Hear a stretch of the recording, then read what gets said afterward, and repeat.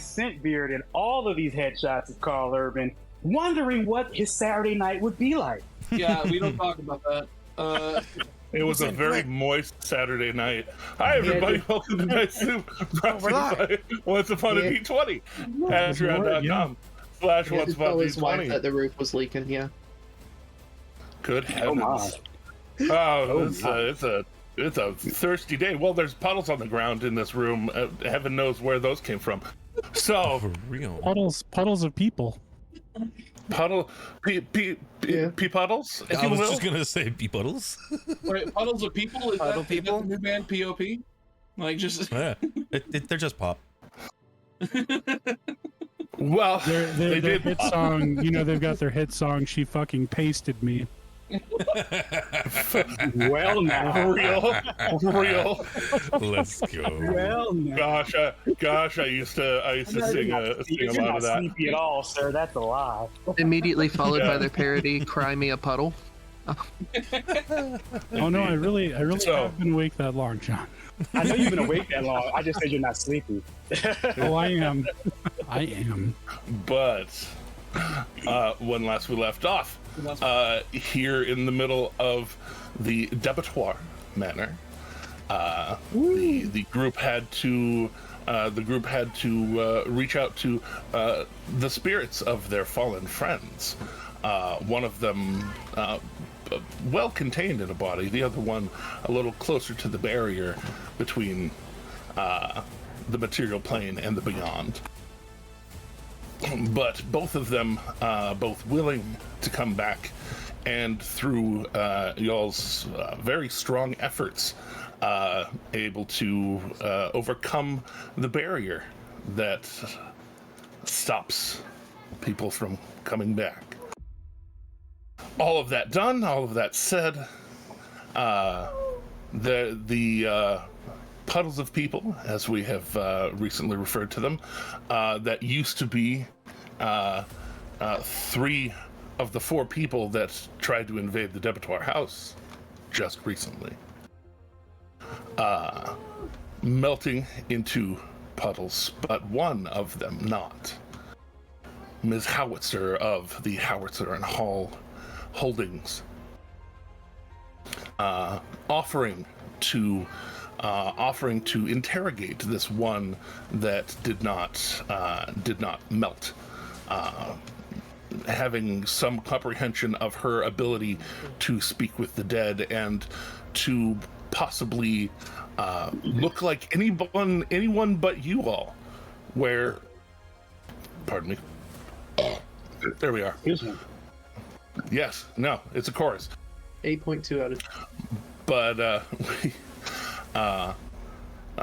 offering that it would have no understanding of anyone around her when she casts a spell. Y'all could say anything you want. She would have to control what she says to it because it will respond up to 5 times. But that, essentially it has just an animating force that uses what the body may have known at death or before, and still have some demeanor of its former personality. So, if you're going to ask questions, you have to ask the right questions the right way, through the right vessel, which she showed that she could jump between several of your visages, but also some of her own, at a whim, a moment's notice. If only I was awake when he went down.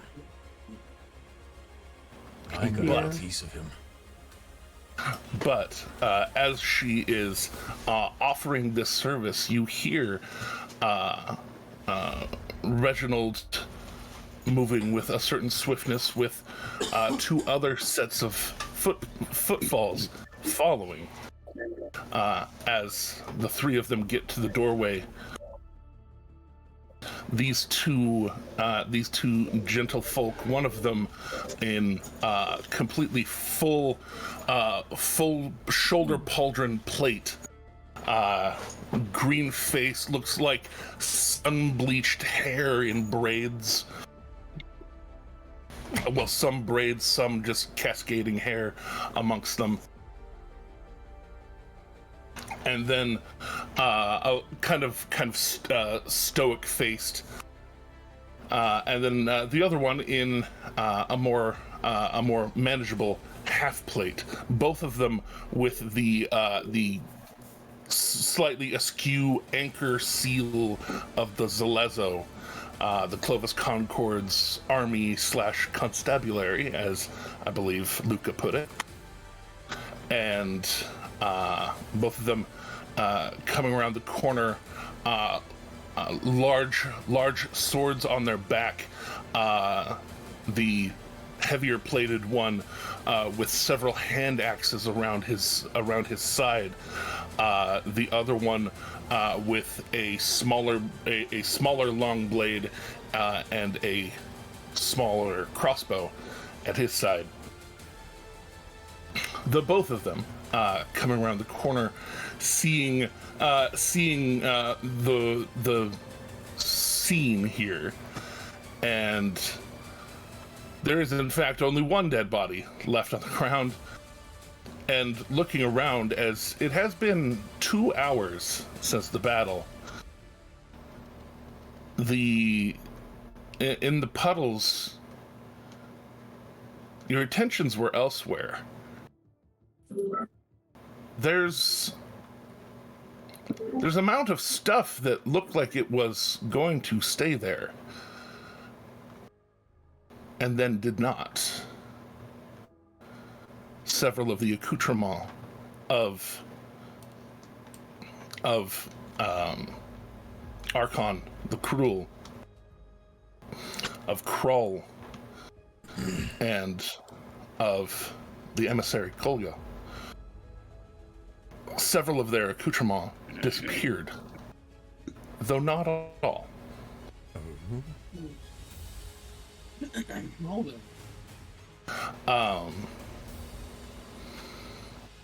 The beautiful hammer that was on the ground, the axe that was being wielded, the plate armor that was being wielded, pulled away.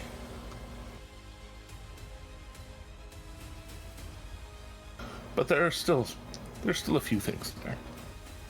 Did the golden swords disappear? No, they did not. Torgar did not melt, and neither did his things. Dibs on the golden swords? I believe I might have already called dibs on those last Aren't you already ones, called but dib on those? I'm just saying. There's lots. I mean, there is two there's of them. There's they two of are them. giant scimitars too. I mean, just saying. You know. Yeah, I also am they're not weak. I mean, it can be a they're great one sword. hand. Yeah, they're one-handed. They're one-handed, but extremely long, extremely wide blade. Whereas a greatsword can be made more for like bashing into something. These are made more for like flourishy slashes, but still damn dangerous. That being said, Fair enough. as We can handle that later. as the folk begin to walk in and see the scene, they immediately look like they are going into kind of detective mode and like looking around the room, like looking at everybody's faces, looking at you know, the way people look. I'm keeping my map. And as Reginald steps in, he calls Sergeants Reynaldo Castalla and Jacosa Stone, and makes a presentatory arm for them to enter, and they start walking in and looking around, and as the one gestures to himself, he says, "Yeah, you can call me Ray." And don't be offended if Sergeant Stone doesn't answer you out loud. They understand what you're saying as long as you're looking at them. And you can tell that that Ray is in fact hand signing as he speaks, and very particularly making sure that Sergeant Stone can see it. Sergeant Stone immediately kind of stomping forward, big broad shoulders that they have, and then kind of crouch down and just start, like, it looks like they're looking over the Ichor of Archon and that. And Ray looks up and kind of makes eye contact with Luca pretty immediately. You are master of the house, it seems. A debitoire? He kind of gestures kind of towards your whole you. Yes. Gestured towards all of me. All of them? Sorry. I'm in a mood. That's correct. Well, he kind of, like, eyes a little wide, looking around, eyes the dead Minotaur on the floor. I have a feeling there's a story. Well, 3 demons and a Minotaur walked into a room. Devils, actually. Thank you, Storm. Asher will Devils. just sit there like, I've heard this one before. Apparently they just made it out of a Apparently, really complex maze or something. Apparently, I opened the joke wrong, so... They invaded our home, I've heard it both ways. is what they did. Something about a town called Minos. I And, wanted to make sure that we had something on the books to catalog this. Mr. Hall and Ms. Howitzer kind of step back away from the scene, very obviously, like, making way. And as Ray starts walking over towards the Minotaur, crouching down and starting to look, he looks back towards Sergeant Stone, and as he signs, he says things out loud too.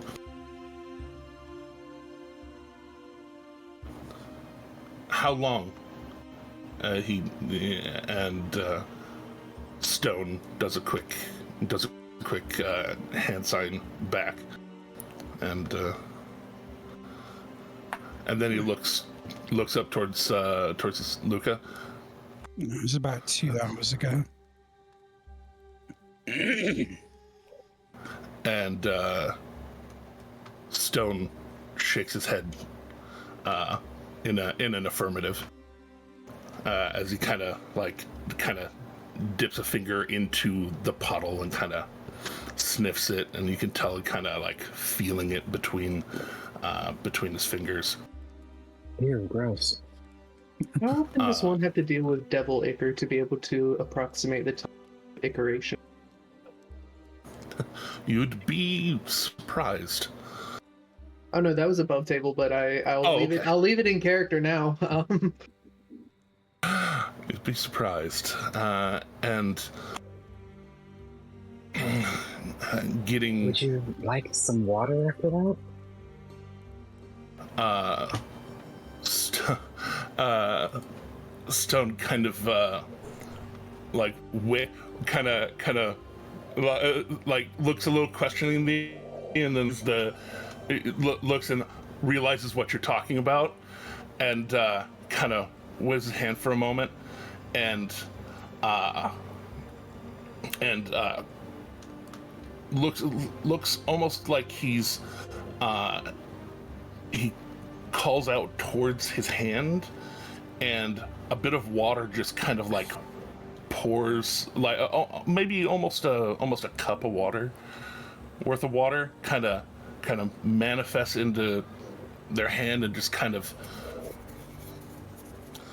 flicks it off, and within about a minute, the water that manifested kind of sizzles away. And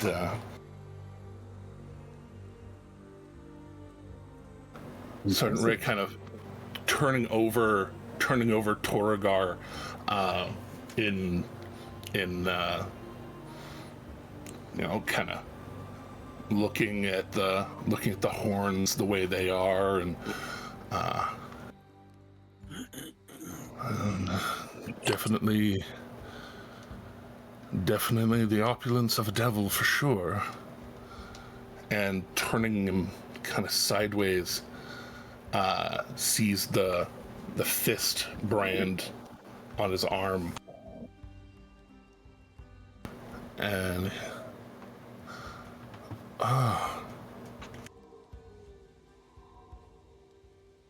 that's strange.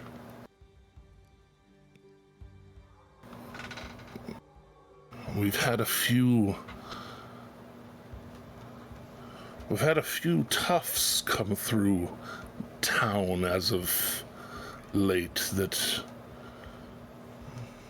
some of them have brands, some of them have tattoos. But this same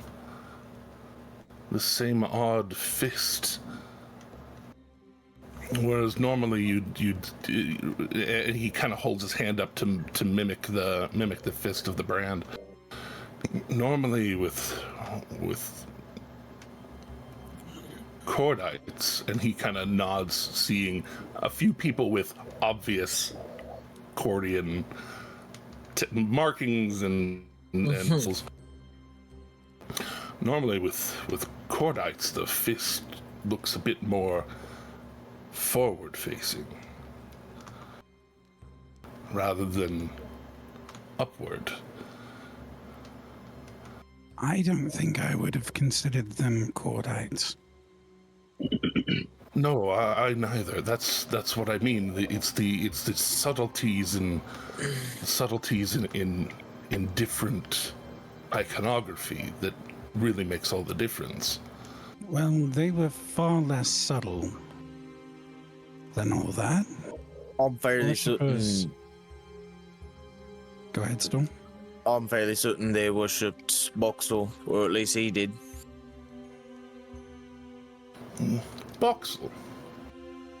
And he kind of looks towards Stone, and you can see him spell out. You can tell he's spelling out Boxel with his hand sign. Stone kind of squints and shakes his head no. Not quite sure of a Boxel. And as he says that, Sergeant Stone pulls out a notebook and begins writing. And they exchange very quick hand signs of like making sure how to spell and all of that. And Ray, do you know anything about this Boxel? Well, we know he's not a very righteous sort of fellow. I felt his influence once before. It was dirty and evil. I've had some run-ins with some followers of Boxel. I mean, they're rough around the edges and everything like that, but they're not exactly scary. They lost a lot of their golden punch, I guess you'd say. Yeah, there was one faction that took a Recently. really big hit recently. indeed. I mean, they lost their leader, and then their leader's grandfather, and then... I mean, stories say the entire gold in that faction. Who was this? Who was this leader? Leader, grandfather? Do you know who they were? I would, but that was like a year and a half ago. I'm fairly certain these ones have stronger ties to Tiamat than Boxel. I'd agree. And you say that, and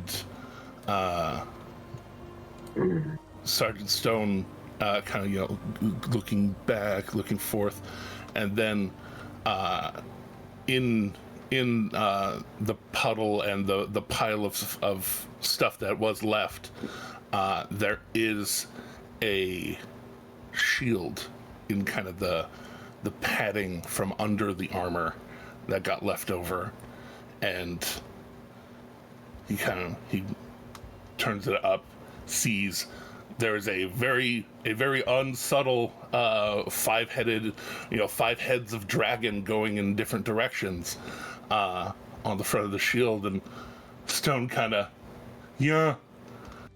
out loud, just like, yeah, Tiamat. And Ray's, oh, so they weren't even being subtle about it. Not at all. Not even a little bit. That's upsetting. I just got here telling what they were and we're not settled up. Can we not just show up somewhere and fight someone every time we go somewhere? Because I just kind of came here and all this was happening. What happened? What do you think I feel? I mean, they bring me over here, from Upper Duke to Singor and then here, and we walk right into a fight, essentially. Oh, you're that guy that was when I went back in what's the place called? The Whitestone, is that the name of the city? I think so. Yes. Yeah, it was Whitestone. Yeah, you're the guy back in Whitestone, when I first met you guys. Do you still owe a debt to us? And I look over at Storm, and I'm like, I don't think so. Kind of No, we're square. You're just here because you like us. And you'll say that, and Sergeant Ray looks at you extremely sincerely, Kassir, and out loud and unsubtly says, "Are these people subjugating you?" Oh. No, nothing like that. No. We just had an arrangement where I was indebted to them, so I hung out with them and traveled with them for a while, and debt's been paid off. So at this point, I'm really just he's totally square. He could leave any dime he wants at this point. He's choosing not to. And the debt really wasn't even at this point. He looks back towards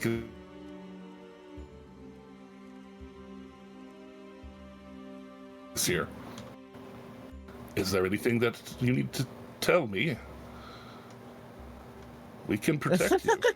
No. He's like, no, we're good. We all stand here holding 10 plus weapons over dead devil puddles. Come on, us dangerous, really? No, Storm looks genuinely amused at the situation that's unfolding. I'm beginning to wonder how much of this I should listen to before being offended on behalf of House Abattoir. Furthermore, gestures over towards Luca and is like, listen, this guy, he can vouch for everybody else going on here. I know he's kind of the big guns, especially here. So if it's not I'm just kind of hanging out with these guys at this point. Quite frankly, the whole I was in debt to them was nothing was set in stone. It was just kind of out of courtesy, I kind of stuck around to help pay it off. Yeah, furthermore, the debt that he owed, if you can even call it that, was saving him from getting beat by, and I pull out a quarterstaff, by an old man. This quarterstaff. There is a little bit of bemusement on his face after that, and then looking towards Luca, says, "Well, we did recently have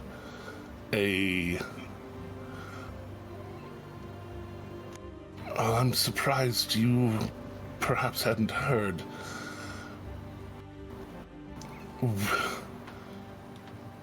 within the 14 houses of the menagerie, there was recently one that was removed entirely for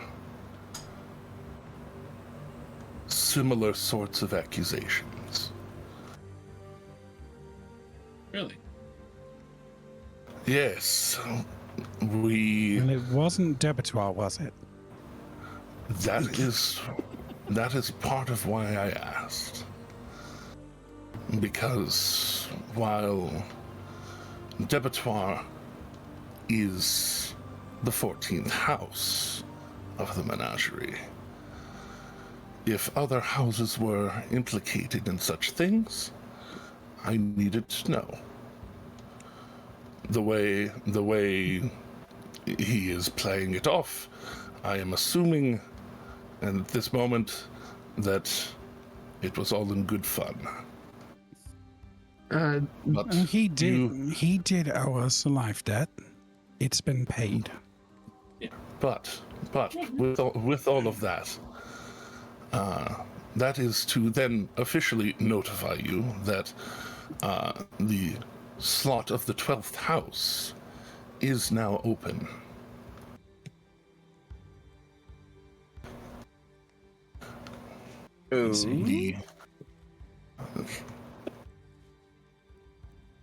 If there is any interest in restoring some of the honor of House Debetoire, he nods knowingly. Luca nods back. It felt like it would be a kindness to let you know. I appreciate that. And my apologies for my rudeness. It's Of been course. a day. He looks around the room slowly and then comes back to you. I believe you. We're about to be buried in insurance paperwork.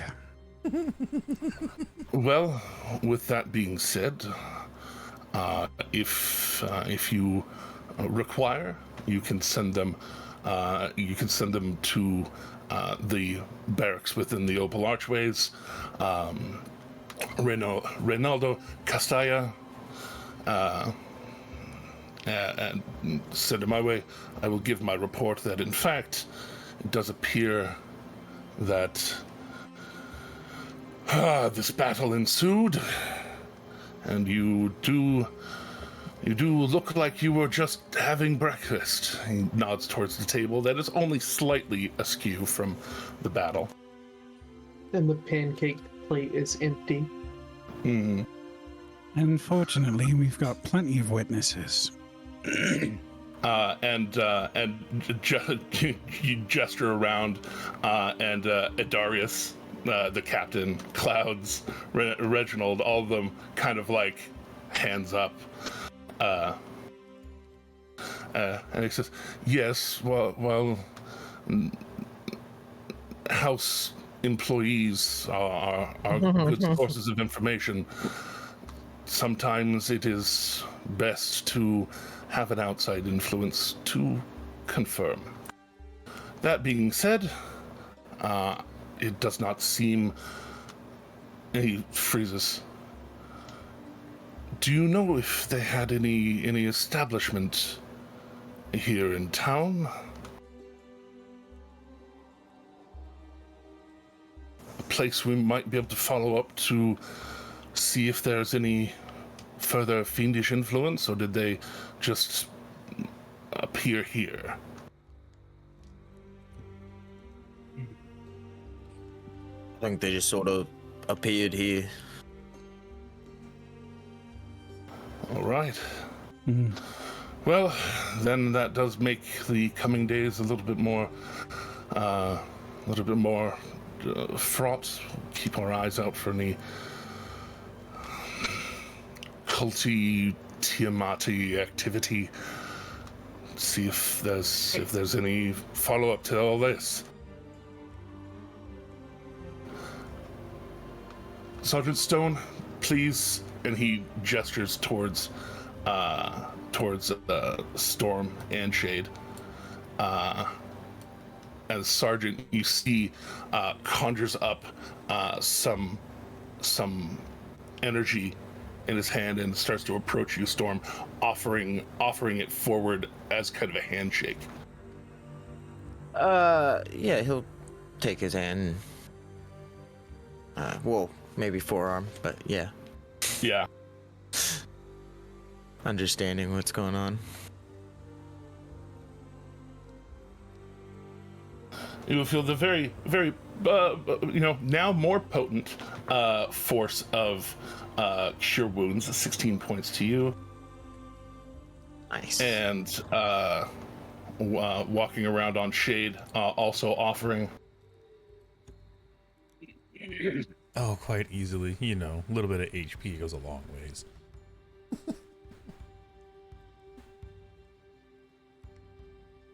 While they're doing the 21. healing, 21 while they're doing that healing, Luca has some quick business with Howitzer and Hall. Yeah, just very, very, very quick, brief. Just one cure wounds, and the sergeant's looking around. If there's nothing else you need, we will get back, file our reports, and finish our days. Much appreciated, friends. Good old tip Of of the course. large hat. Tip of the large hat. He kind of pulls his cloak back up, and the both of them go to depart. Kind of really quickly before they actually leave, just kind of comparing notes real fast on notepads and things, and Reginald goes to escort them out. Well, this has been a morning. Like Just Yeah. to It's only been like, what, 3 hours into this morning and into this day for us at best. Yeah. Yeah.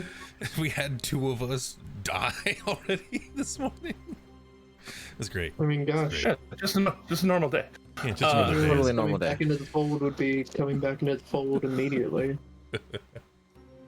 But Mr. Hall and Ms. Howitzer, now that things have calmed down a little bit, and walking over to the table, pushing some of the dishes out of the way to put the sealed case down. Mr. Hall gesturing for Luca. Luca would come over. All right. We should settle up the balances, and I'll make a deposit into the house fund. Oh, making a deposit and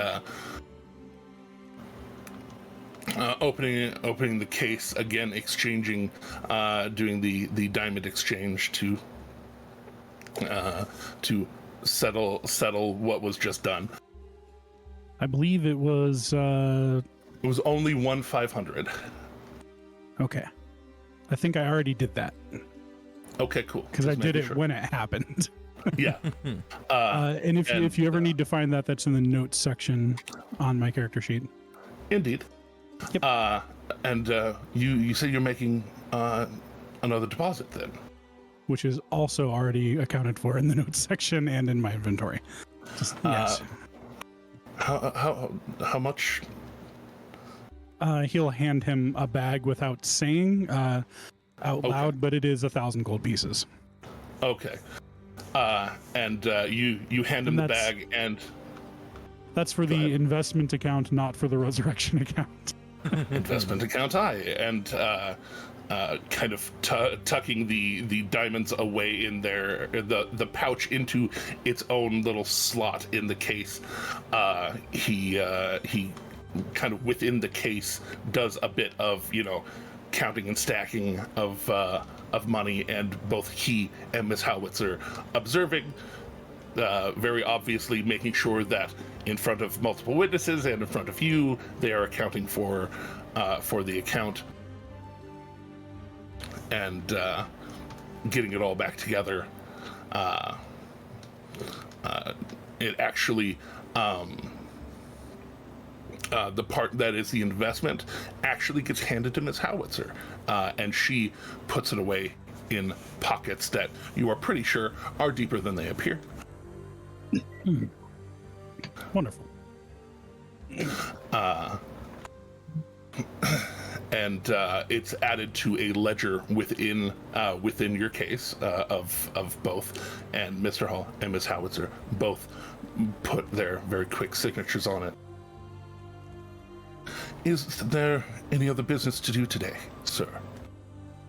Not immediately, although I think we may be sending some paperwork over as we assess the damages and begin to work on repairs. Of course, we can get all of that started for you. You mentioned it. I figured that was on our agenda. We'll send a missive once we know numbers and such.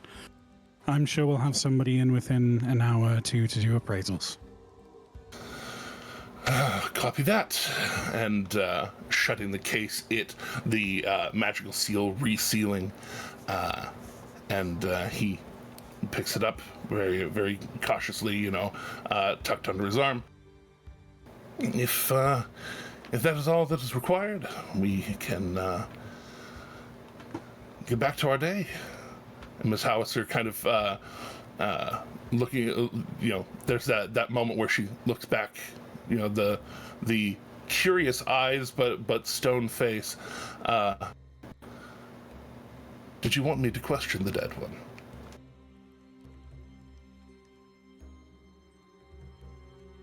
Honestly, I'm not really sure what we'd stand to learn from him.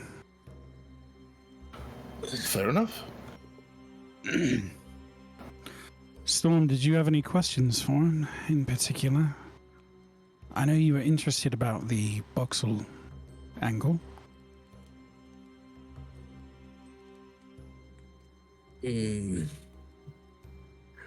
No. Let the dead lie. Especially on a day like today. Indeed. Speaking of a day like today. Hopefully they'll send someone to recover the corpse soon so that it doesn't have to sit here in our dining hall. In the meantime, I suggest that we move ourselves out of this room, get the doors as close as possible, keep the children away from this room, and you did notice that Mary Elise, in fact, did not stick around. Like, immediately upon seeing that, like, everything was fine as far as for quantity of fine, she immediately, like, ran off, disappeared. She's off to go and retrieve and distract children. all right, we'll need masons. We'll need Darius and the others come walking in, and Darius kind of calls out, your Master Eskel, he helped teach me a bit of the, and he kind of prestidigitates towards some of the emissary ichor, and it kind of misses away, and we can worry about the cleanup and everything. Indelicately, he gestures towards Toragar. Do you want to keep his horns?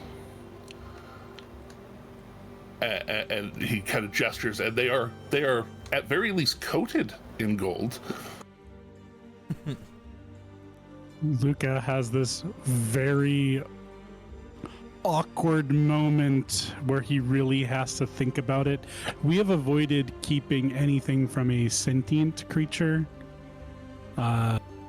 So as much as it pains Luca to just leave all that be, he's probably not gonna take it. Well, I mean, do remember your precious metal worker is back. Could see if it's coating or full horn. You know, you make a good point. Aradrin, Yes. could you see if that gold could be salvaged? Perhaps it could help pay for some of the damages. Sure. But otherwise, I'd like him left intact. Villains or not, he was still a person. Also, when I get over there, I'll grab one of the giant scimitars and kind of slip it in an open slot on one of my various back belts. Slip it. Oh, it's like putting on an extra piece of armor on your back. It's pretty broad. That's fine. I mean, my greatsword is also broad, but yeah, that's fine. Yeah. And I'd pull out, I guess, a couple jeweler's tools to see how salvageable the gold is. All right. Let's do some jeweler's tools. Make a jeweler's tools roll with your intelligence. Yes, that's what we typically do with it. Let's go. Oh, thank you for choosing this moment to reboot, Beyond. Thanks. You are a blessing. Beyond. You're We welcome. love you so much. I know Hey, it's we already exactly made a what you roll wanted. for this, though. I have my crafting roll, Hey. but I think my nope, it's all good. Yep, let's roll it. I don't like that. I'm going to add a yeah, but I don't like it. I'm going to add a side bolstered to it, so a D8. Okay. You're like, I no, have plenty to not a fan of that. spend. Yeah, I Make think a it so. 23 is a little bit better. Yeah. 23 is a touch good. So, as you kind of get looking at it, and you feel it, you scratch at it because you know that if it's just like leafing, it'll just scratch up. Yeah. And it doesn't. Okay. And then you have various blades on you, some of them smaller than others, and you know the softness of gold, and so you kind of carve in a little bit, like push in and get in there a little bit, and you feel the softness change a few millimeters down, and it kind of like, you know, when you hit bone. Yeah. And so, like, kind of getting in there, kind of peeling it back a little bit. It's still metal. It's still hard to do, but you are able to at least kind of like peel it back a little bit to where you can tell that there's a number of gold pieces worth of gold dipped onto each of these horns. You can tell, Erdrin, though he is a jeweler and he is fine working with gold, he's a little bit more comfortable with silver in particular, but yeah, he, look, it looks to be a couple of millimeters. I was planning to go to the forge today anyways, if there is a open forge or Temple to Moradin. I can just saw these off, take them with me, and get them pulled off before I head back. I'm not sure if it's worth all that. I don't particularly like the idea of taking pieces off of him. Like I said, Okay, villain or not, he was a person. I'll hoist him up onto my back. You want me to just drag him over there? Oh gosh. I'm not sure it's worth the couple of gold we'd get. No, Maybe. So we're not making soup? Well, okay, I could do it here. It's just it'd take a little bit longer, but I could do it here. I can make a lot of soup out of this guy. Does my silence answer your question? All right, I will leave it then. Shade just chuckling to himself on the couch. All right. I'll leave it then. But do you know? Breaking into your house and attacking you has made you a little bit testy, you know? I think it's the notion of turning the turtle into soup that's made me testy. Well, no, we're turning the Good Minotaur gosh. into soup. Sorry, That's brain worse. fart. Minotaur. Oh, I'm sorry. I thought we were I don't talking know. about a turtle person. It's okay. Well, You're that's why I allowed thought those with the sleep that would be deprivation. interesting. That was what That's- all the soup jokes were about. Turtle soup. That's what I thought. I thought I it was just on beef with stew, you dice know? soup. Yeah.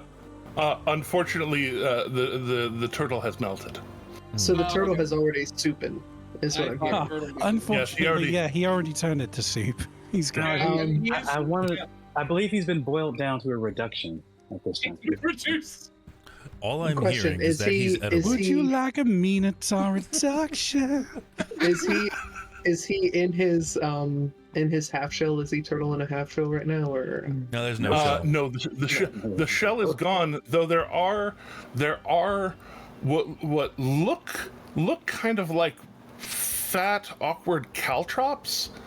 The caps from his shell are there on the ground. These little pyramids of metal. The most that's the most violent form of a caltrop right there. It's like this is from another person. It's belonged Well, to yo, a person at one point. You're welcome to Hold on. those if you want them, American. I mean, I'm not going to say no. But all that being said, do you know where a forge or a temple to Morden is? Luca, I have some. Luca Thanks for the definitely would know.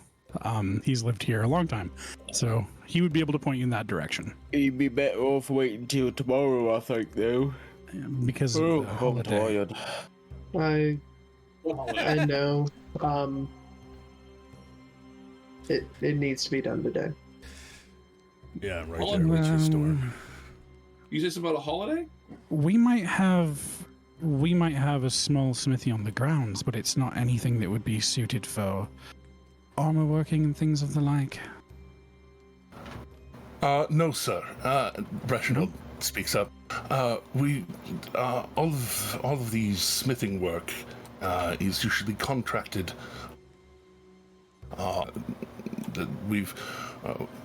We only brought anvils and little portable stations onto the grounds to help teach.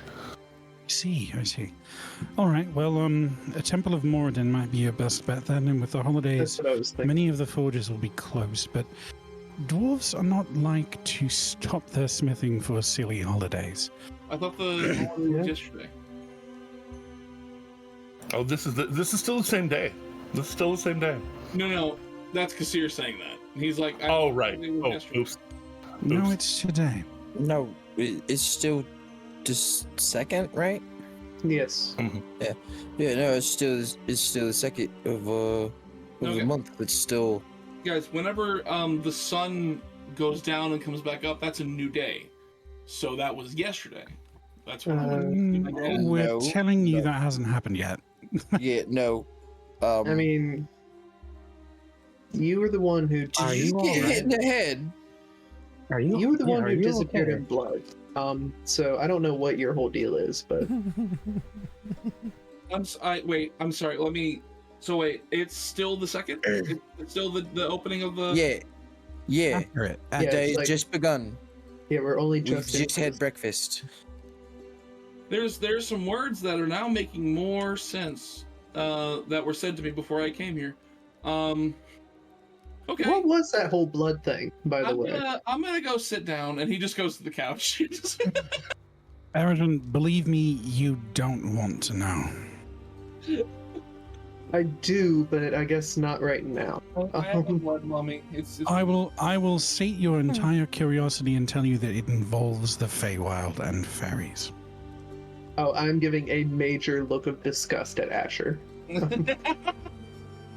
He saved all of us. He got my soul put back in my body. Yep, and I'm no longer a puppet. So, whatever he did there, whatever deal he made, I respect him for it. You should Okay. too. Fair enough. He really put himself out there for us, and give him time. I know that he's unique, but Abrasive. Way too I bright trust. colored. I trust him.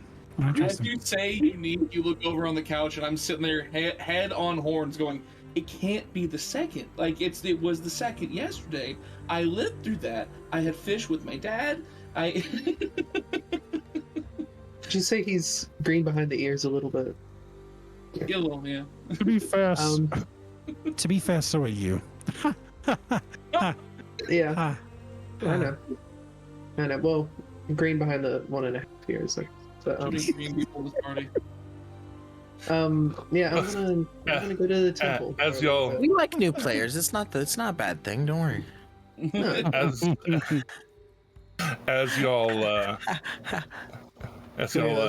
get yourselves together, the others begin kind of doing the work. First things first, there's a whole ass body in here. First things first on the real list. Exactly. And First name greatest, they- last name ever. Sorry. you said that in reverse. It's last name ever, first name greatest. It was on purpose. Indeed. I'm ever But greatest. first name DM, last name CA. indeed. Nailed it. So as they kind of heft him up,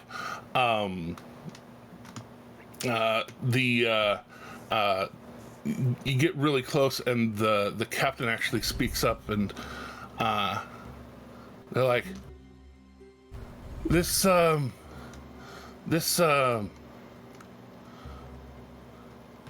guy's got some. They kind of like lift up his arm, and his hands gauntleted.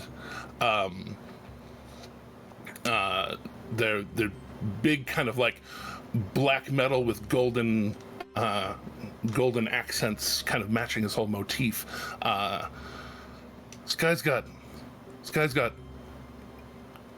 kind of cool gauntlets, and that skirt. I mean, it's already dead, and we're about to just go and throw him out in the street for the cops to collect.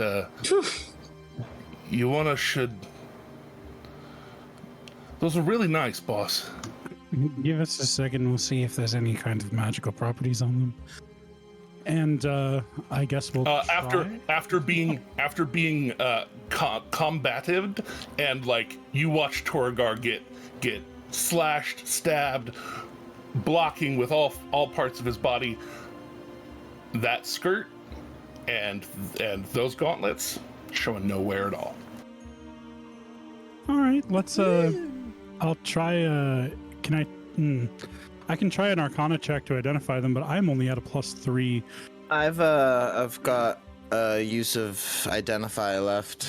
I think what Luca would say is, Storm, you're way better at this part than I am. Yeah, Proven, like repeatedly, you're far better at this than I am. Pikachu face.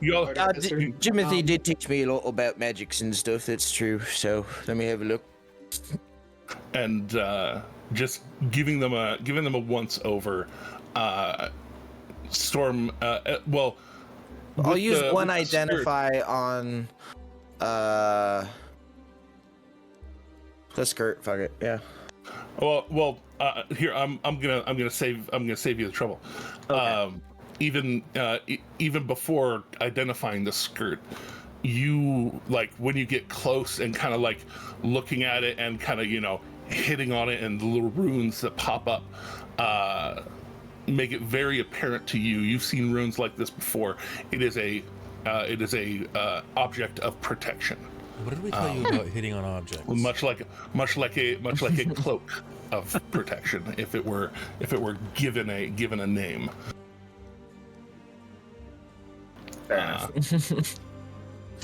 And but then with the gauntlets, the gauntlets have an enchantment. you would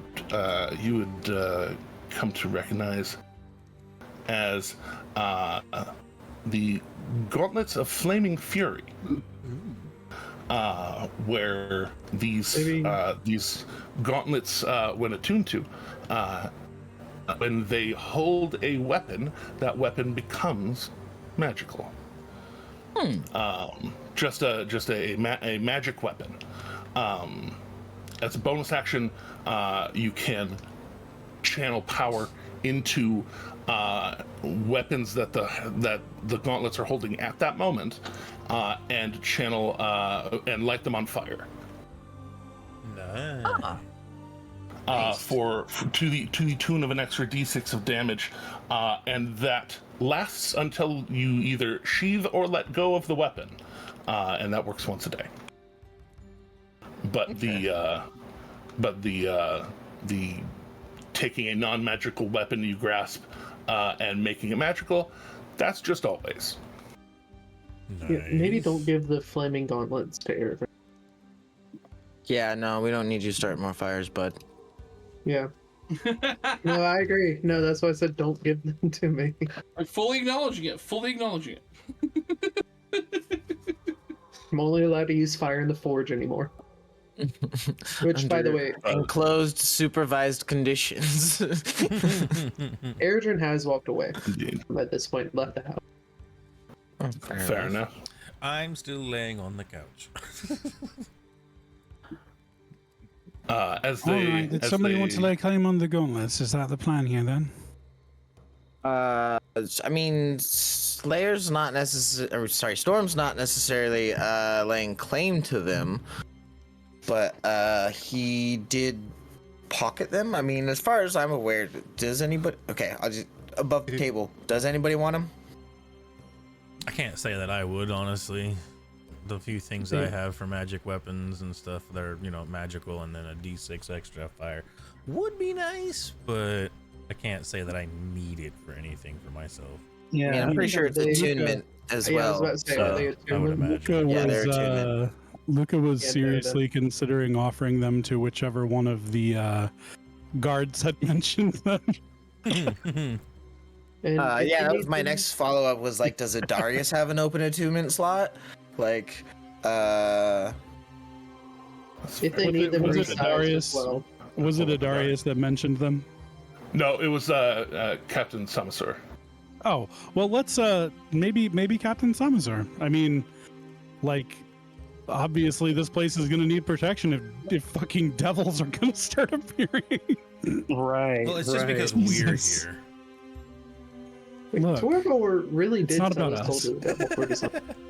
You sure it's not about us? It feels a little bit about us. Not even a little bit. No, just a lot of it. It's Just a fine. little. It's fine. Everything's fine. But Do you think You we should are, offer them to the captain? Luca is going to ask the storm. oh, sure, yeah. I mean, I was thinking maybe Adarius if he could use him, or I guess the captain. Darius, what do you say? Are these something we could use? What say you? I guess I don't really need my. I mean, these gloves I'm wearing already make me a much better shot, but most of the time I'm up in the thick of it anyways. Up in the thick of it? I could trade it out. It would mean that my sword or my crossbow both would be more useful. Perhaps we can reallocate the other item to someone here that could use it. Such as the captain, perhaps. I don't know. Anybody need gloves that make them more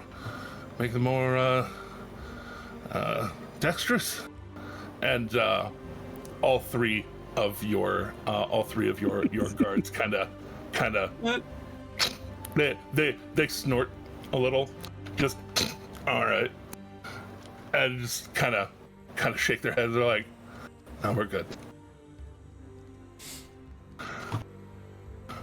But then I mean, I give those to any of you. Yeah, we gloves can of sell- dexterity. Yeah, we could sell them to the profit. So That's true. fair enough. And my dex is pretty awesome right now. And I don't Only have pretty the tuning awesome? spot. Pretty awesome. I mean, I've done everything in my power to avoid dexterity like the plague. You fool! You True. foolish fool! Well, needless to say, I appreciate all of you for. And yet Doing you your complain duties about your today. initiative. Sorry. No, I complain about the on dice roll, not the additions to it. Well, needless to say, I appreciate you all doing your duties today, and considering the difficulties we've had, I am going to be giving you all a bonus. That's for sure. Do any of you want this skirt? It's very protective. What's the skirt do? It's a skirt of protection. Oh, I mean, it doesn't require attunement. It does. Yes. Yes. Oh, never mind. The thing with the word protection, unfortunately, I think And, requires. Never mind. The captain kind of, I did point that out, and the other three kind of gesture towards them, and Storm all tosses right, it at him. and full on just takes it, kind of drapes it over their shoulders. I have to get a clasp for this. Hell yeah, this looks fly as hell. We can get you one with the house. Fly as hell. And We can get you one with the house crest Mm-hmm. if you want. oh yeah, no, let's work on that as they go hauling the Minotaur out.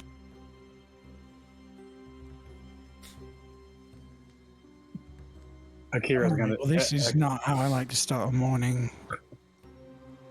Akira is gonna say, "I'm gonna go make more pancakes." Pancakes, and then I hear pancakes, and I start following Akira. Pancakes? I like pancakes. Give me pancakes. Yeah. Looking amongst the puddles as you go and do your pancake thing. Those of you who might have your eyes out there, there is that shield that the High Lord was wielding. There is. I'll start collecting magical knickknacks and looking them over. All aid if necessary. Have guidance. Have guidance. Love it. I'm looking for the butter. Hello. Looking for the butter. I can always assist. I'm half proficient. There Can you you go. assist me in Indeed. finding the butter? That works too.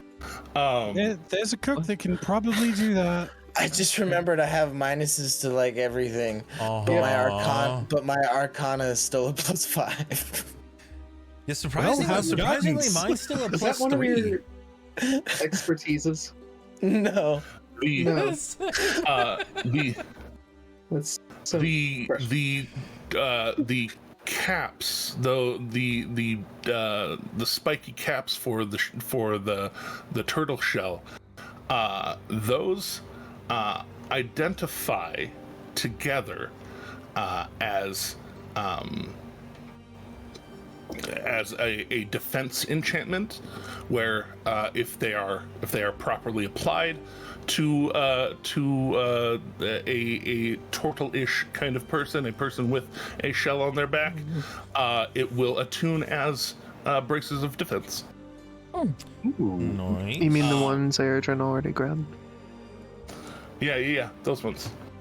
Okay, so add those to your inventory then. Yep.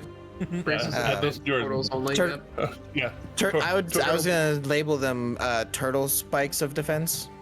Turtle spikes. Yeah, of that makes defense. sense. Yeah. Or turtle spikes of defense, but Yeah, turtle spikes of defense. damn, too bad you have those. I was literally gonna be like, oh, I know a turtle that could maybe use these. Amongst, Good thing I have those. Those will Yeah. never make it to the ratio. I was totally gonna try to get him to him too. I mean, he'll gladly take them and be like, well, actually, I don't know. You have to make them look like peaches. He might not accept it unless you make. I'll make them peach colored. Yeah, it's just like peaches. No, I'll prestidigitate them peach colored when I give them to you. After X amount of time goes by, they change back. Ah, these aren't peaches. These aren't peaches. This is salmon. Not What? Why is my back shiny? No, But you find boots that were kind of caps on his big turtle feet that identify as boots of Elvenkind, and his cloak, which is a cloak of Elvenkind, which for shade reassures you that you are I know in exactly fact what not those slipping. I'll say you're not slipping. They did some shit. Yeah. But then that was that one. What's the last one? Oh no, you already. Oh, there's Kolio. For Kolio, she. There is a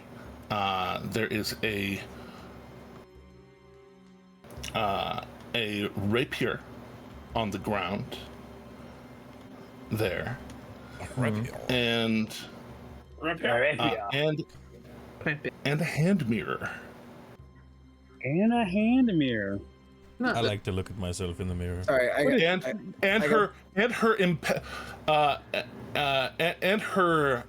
her adventure wear that looked like it was all adventure-y, actually turns out to be a very nice black suit. She too was somewhat illusioned.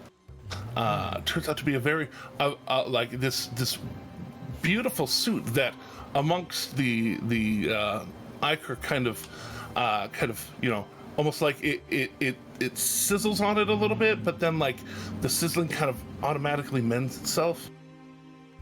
It's a pretty slim fit for a lot of the really strong people in this group, or a little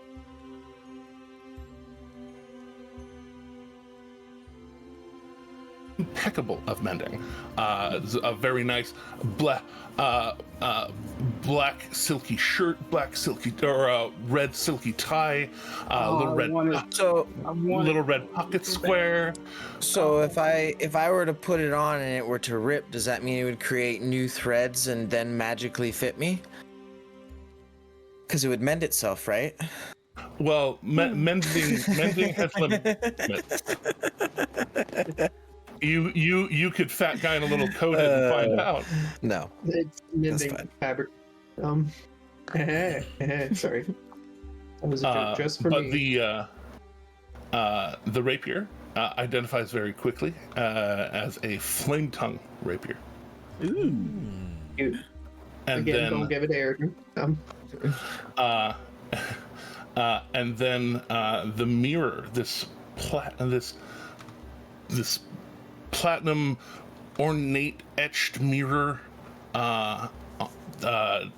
different shape and consistency as the last magical mirror you came across. Can I use my identifier, which I haven't used yet, to identify this mirror? I'm interested in the mirror. How do you went to go Absolutely. make pancakes? I'm still in the room. That's all in the same room. That is it? also in the same room. It is. The lightly Yes. decoration, it's hard to know everything, so... Yeah, I'm sorry. I'm No, you're good. You're good. an especially lazy. But yes, so it identifies as a mirror of the past, Holder of this mirror can learn something about the history of a specific object or creature by taking an action to gaze into the mirror and think of the target. Instead of the holder's reflection, the mirror presents scenes from the target's past. Information conveyed is accurate, but it is random and cryptic, and presented in no particular order. I immediately begin thinking of her, or is this something you have to attune to? No, it is not. It is not. Oh, then I'm going to attune. immediately start thinking of her, All right. so I can see what it shows me. You go thinking of her, and you realize that at least for today, its power has been expended. It is once a day that it can be used. But in doing that, you know that what it will do, and then in trying to use it, you realize the charge has been expended for the day. Akira is going to hold on. It is an extraordinarily valuable mirror, and it's magical. So Akira's going to hold on to this. It's going to go in one of their side pouches. And that black suit be popping though. I'm interested in the suit. I won't lie. But does it require attunement? Oh no, it's just a very nice black suit. I'm going to fold that suit up nice and neat. And next chance we get to go to that magical tailor lady, I'm going to take it to her. Right on. Has anyone laid claim to the rapier yet? I'm just adding things to my inventory unless people specifically say they're picking stuff up. Okay, I think I'll grab that rapier. Because that looks like it'd be a nice little something. Okay. Actually, no. Scratch that. Actually, Put are it there back in your tailors pocket. where It we does, are? it does require attunement. That's not my reasoning for that statement. But keep, I was gonna just keep say- it in your pocket. So many blades. Is there actually someone in this town who works with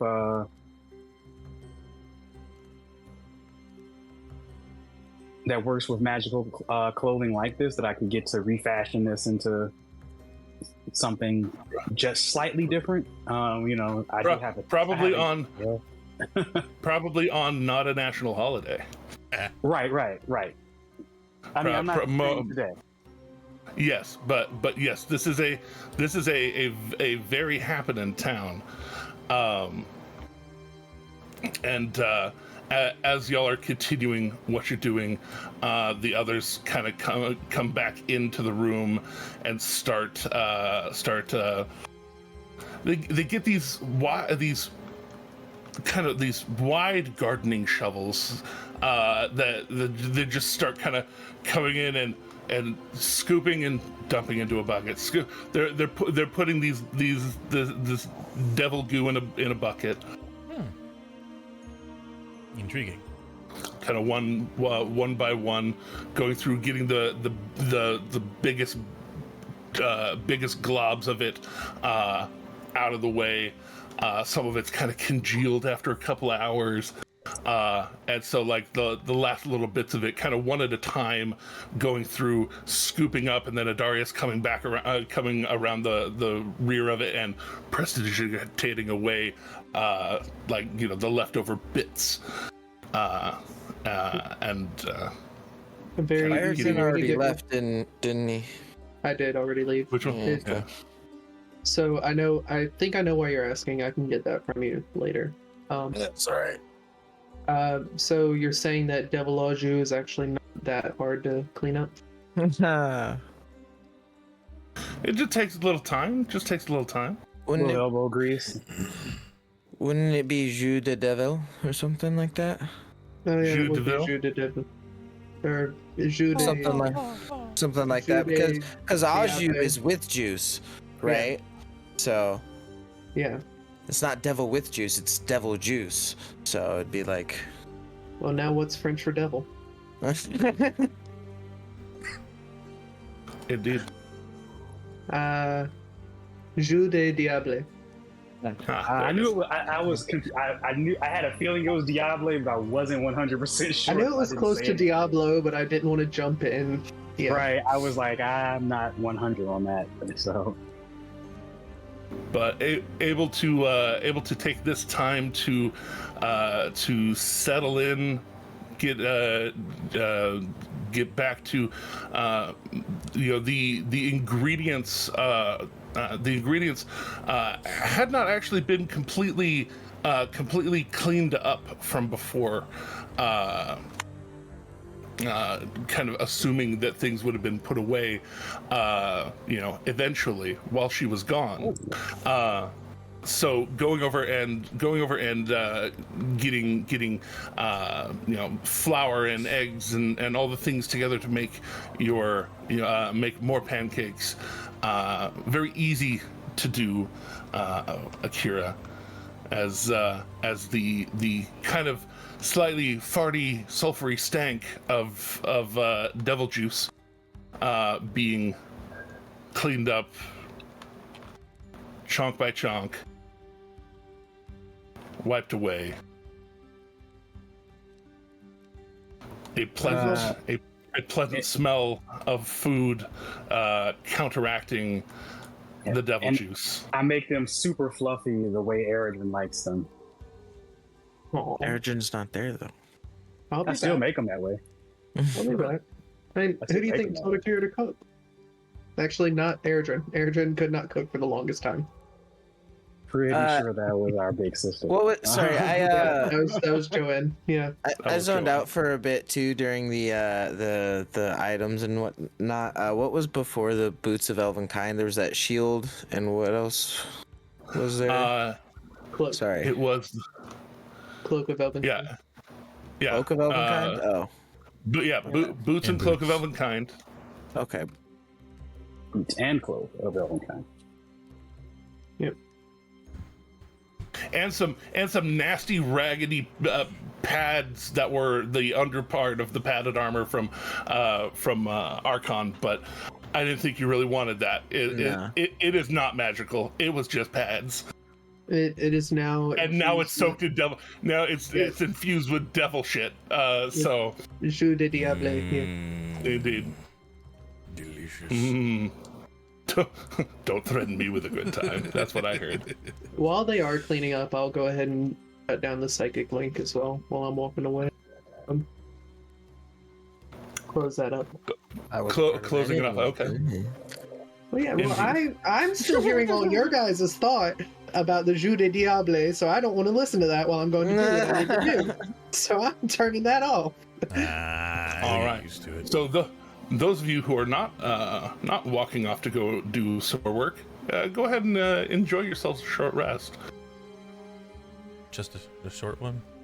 How long do I have to wait for a long one? Yeah, if I had to deal with that, if I had to deal with that for 6 weeks of combat, you guys can suffer a little Hey, too. you know what? There's only one of you though, and there's two of us. So Yeah. And y'all will deal with it for one session, probably. Nope. How terrible. Speaking of Eredrin hitting the streets, Yeah. it's just you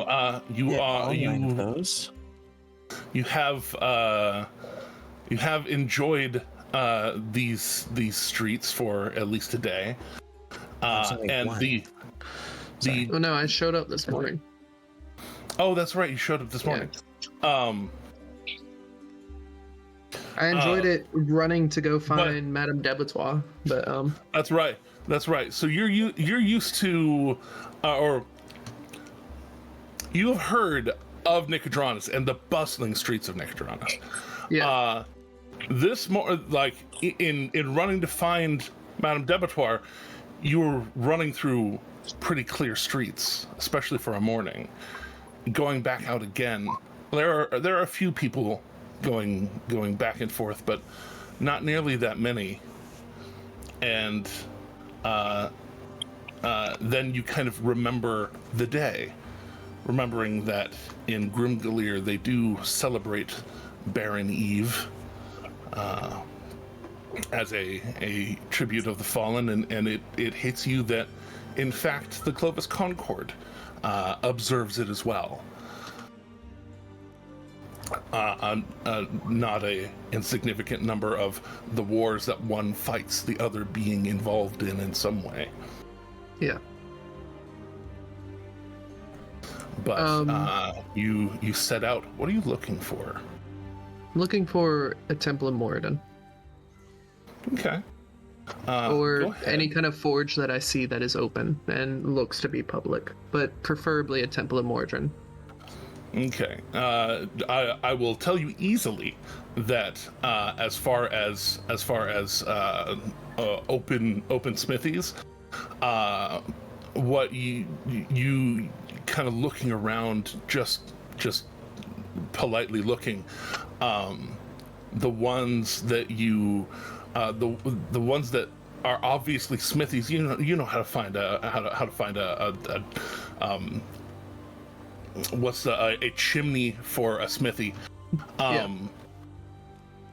Most of the ones that you see are either completely shuttered, or people are out there, and rather than fire on the inside, they're out in the front with kind of like little mini bonfires that they've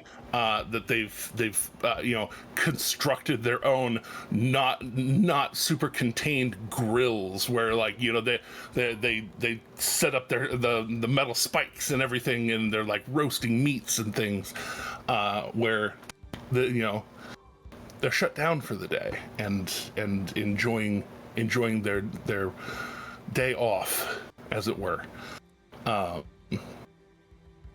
But as far as a Temple to Moradin, give us some lovely.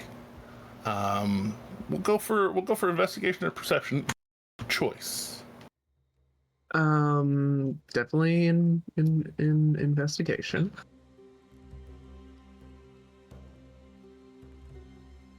By the way, I used my recovery, so I got that point back. So I'm going to use yet another side bolstered neck. All right. Because I don't like a flat 10. Oh, it makes it a good old 11. Okay, good old 11. So you have to wander around the Nicodranus. I'm not afraid to ask someone either. No, well, that's what I mean, is walking around the Nicodranus proper. Hold up. Sorry, real quick. Shade, you're 6 short of max, right? Mm-hmm. Okay, I'm 9 short of max. I'm gonna lay on hands the both of us for that, because I have 15 exactly is what that equals, and that's what I have for lay on hands. Let's go. So max yourself out, bud. Let's go. Bangarang. That's funny as shit. But getting over, starting from the Debitor Manor, let's get that out of here real quick. Starting at the Debitor Manor, making your way around the Restless Wharf, a lot of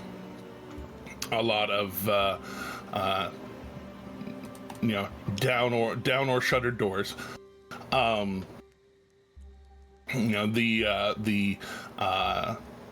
The embassy for the Dwendalian Empire very obviously flying all of their flags in sullen, lowered kind of stuff, respecting the fallen and all of that. But you get to the far side, the open key side, and while most things are shut down, there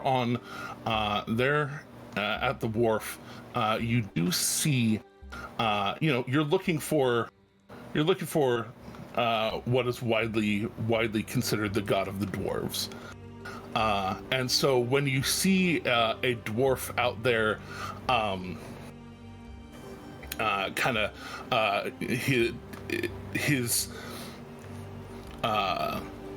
It looks like a long coat, but it's a short sleeved long coat where the coat is thicker, thick canvas,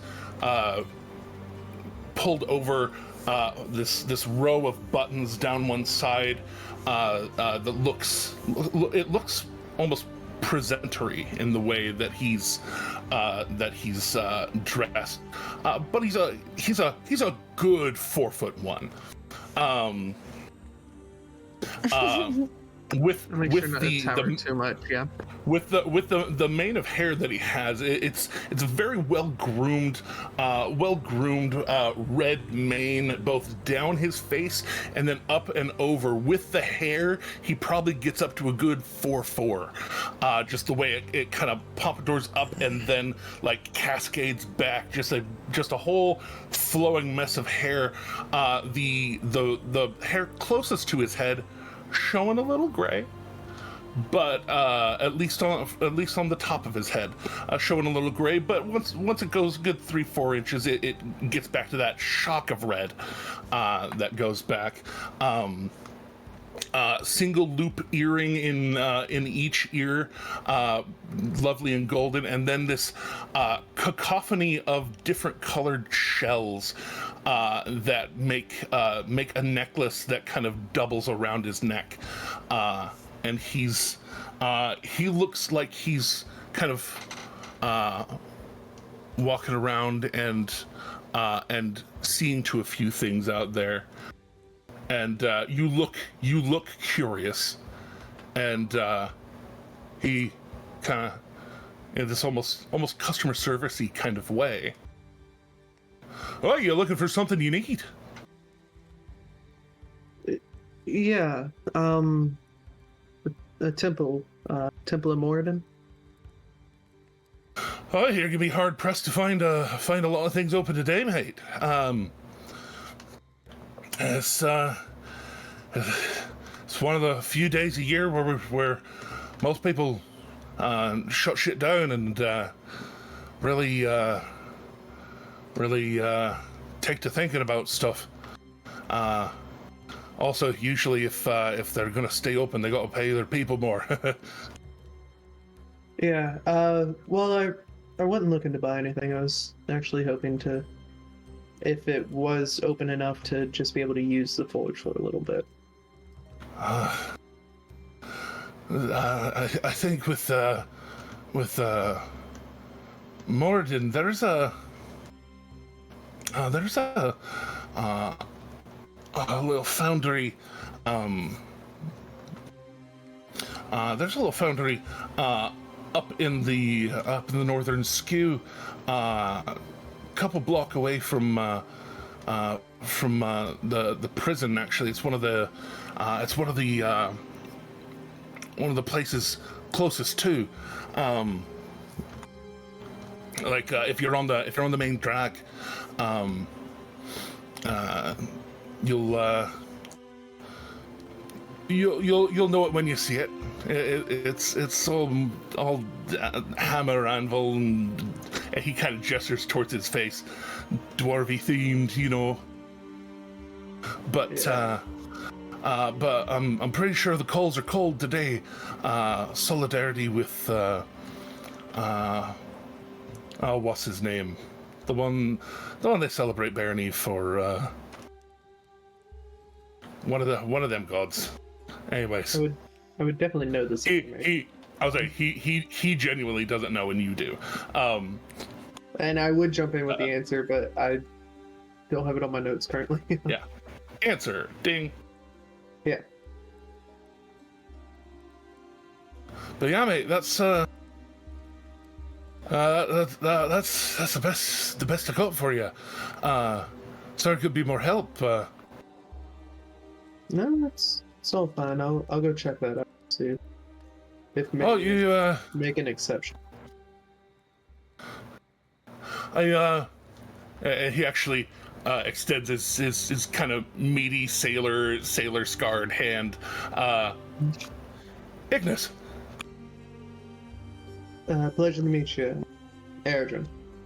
I'm a smith by trade.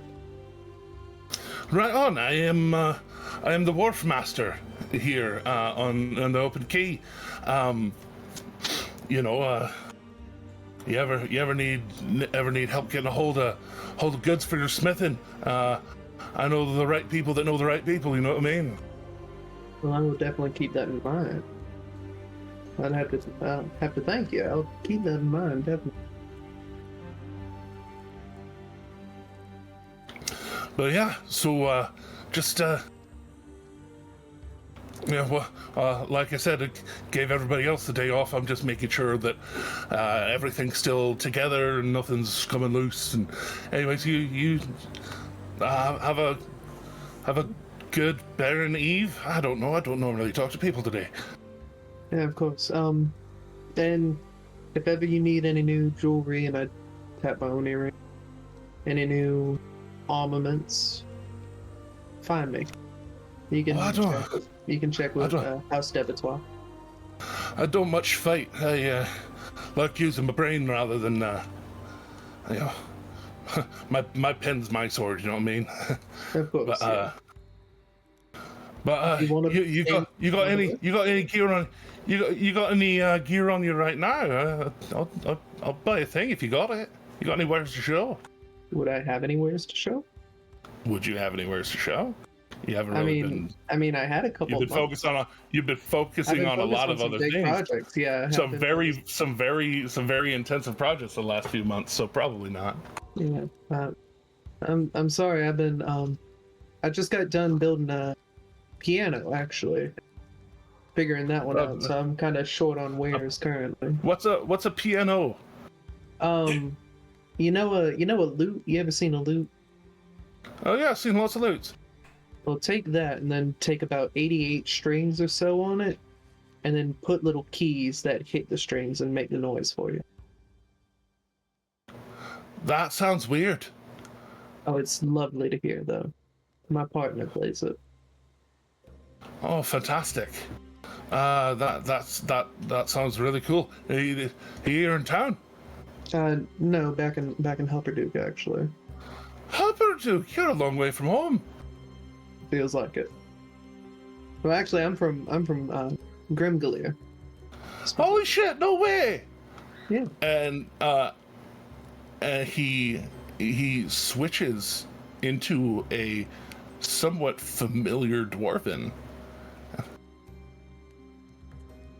Mm-hmm. Old city still standing? Swapping into the same dialect and accent of Dwarven. Somehow, yeah, it is. No thanks to me, of course. It feels like I've done almost everything I can to knock it down. Not really, but Oh, it's good. It's good. Yeah, you ever met a Fisher? Shimmerfist. Right, Shimmerfist, right. You know Fisher Shimmerfist? Up till right recently, I was his apprentice. No shit. Yeah.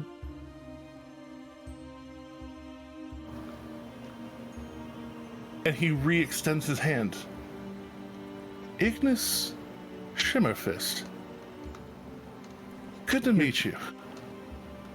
Taking his hand, I'd say, you're fucking with me. Nah. You know Fisher. How's the old goat?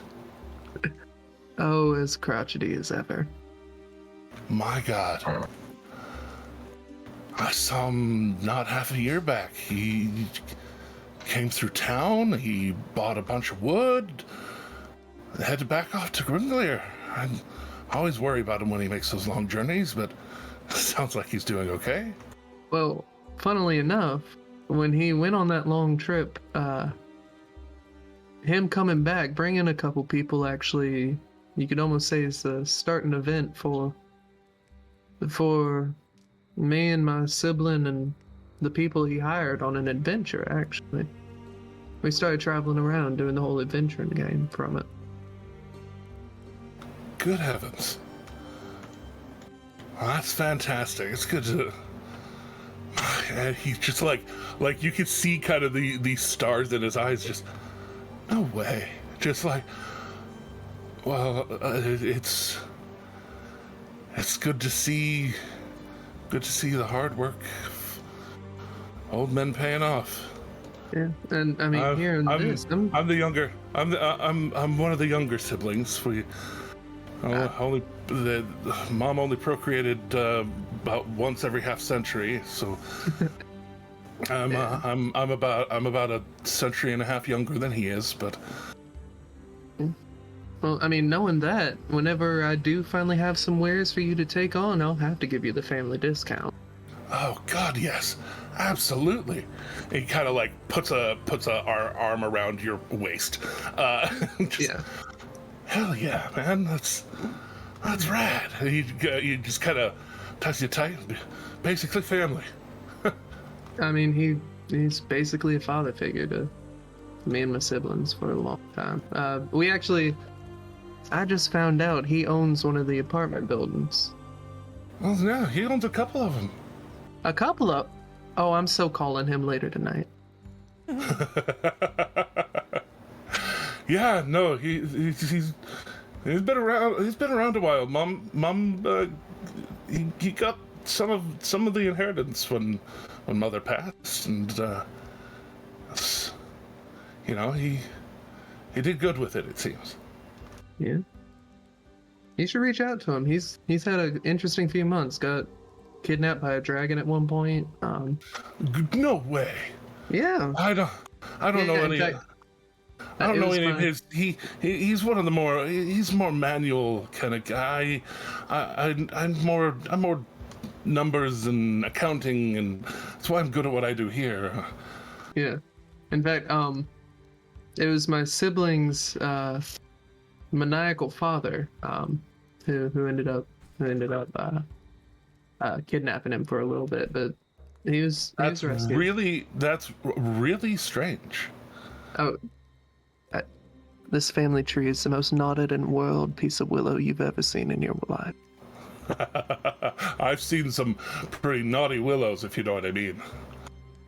As have I. Just a chick named Willow. Or dude. Huh? Okay. But yeah, my stepbrother's name is Willow now. Nice. Love that for you. But it was a pleasure to meet you. A pleasure to meet you. He kind of shaking off the dwarvish. You take care, mate. You too now. Man. I'll make sure. I'm calling Fisher later. I'll make sure to tell him I ran into you. Tell him hi from old Iggy. I will. Cheers. Cheers. He goes back, and you can kind of hear. You hear him kind of flipping back into the dwarvish, and it's soft, it's softer than his speaking voice, but he's like what the fuck are the chances? Oh my god! Like he's checking on more stuff and tapping things, and he goes back to it. Yeah. And then, I mean, like you said, I'll go to that foundry, head that way.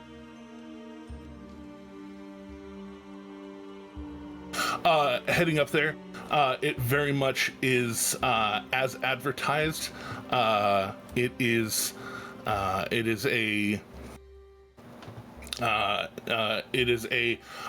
It's much smaller. Again, in Hupperduke, it's a huge building, lots of forges all going at the same time. Here it looks like it's probably got a couple of anvils, but like one forge, but you can't really tell because the windows are shuttered, the doors are shut, the area is calm. But I will make sure to put where the foundry is. Okay. I mean, no reason not to. You'll only ever get a no answer if you don't ask the question. I'm gonna just knock on the door, see if there is anyone in the foundry for the day. If not, I'll figure out something else. But Yeah, you knock. Wait a few seconds. Knock again. Wait a few seconds. It is quiet and peaceful inside. All right. It does appear that nobody is home today. All right. I'd start. I guess at that point, I'd start making my way back to House D20. Planning to do what I need to do. I guess out in the courtyard instead. Right on. Back at House D20, there are very obviously good food, good vibes, better vibes than a few minutes ago, at very least. Hours ago now. But getting a second breakfast prepped, getting it together, you are able to once again pull together a bigger pile of pancakes. Storm and Shade, y'all already had food today, but wouldn't you know, dying takes a lot out of you. Oh boy, does it. I mean, my food probably spilled out of the middle of me at one point, so Perhaps a little. Yeah. That's part of the joke. You can say I make a ridiculous Scooby-Doo size stack of pancakes just for the storm. That's fair. That's just all like right there for the storm. Then I bring over another one of the same size, which is for everybody else. But the ridiculous stack first goes to the storm. So while we're eating, conversing, and everything like that, it just kind of dawns on Asher for a second. He's like, "Oh, where was Nyack during that whole thing? Where'd he go? Like, why wasn't he involved? Like, I feel like he's kind of like the first person to kind of be there and do stuff." Oh, he's running his school these days. Yeah, he left. He left. Wrong accent. I was washed for a second. I was gonna say, you're not washed. You just brought up Nyack and the southern accent came out. I love it. Hitched up and hit the road. He done gone get, man. He ain't here no more. You looking for that Nyack fella? He don't live around these parts no more. He don't. Nyack done took off and left us. He moved on back up to where his eyes will cross and no. Also, Sean, check your DMs. Oh, 1 second. Right, yeah, no, Nyack's off doing his school thing. Akira is going to suddenly remember that they have a letter for Corsair from Nyack. Kassir from Nyack. They they forgot in all the hubbub that's happened over the past few days. So things were going on. Yeah, so Akira was like, "Oh my God, I'm so sorry, I forgot. Nyack told me to hand this to you."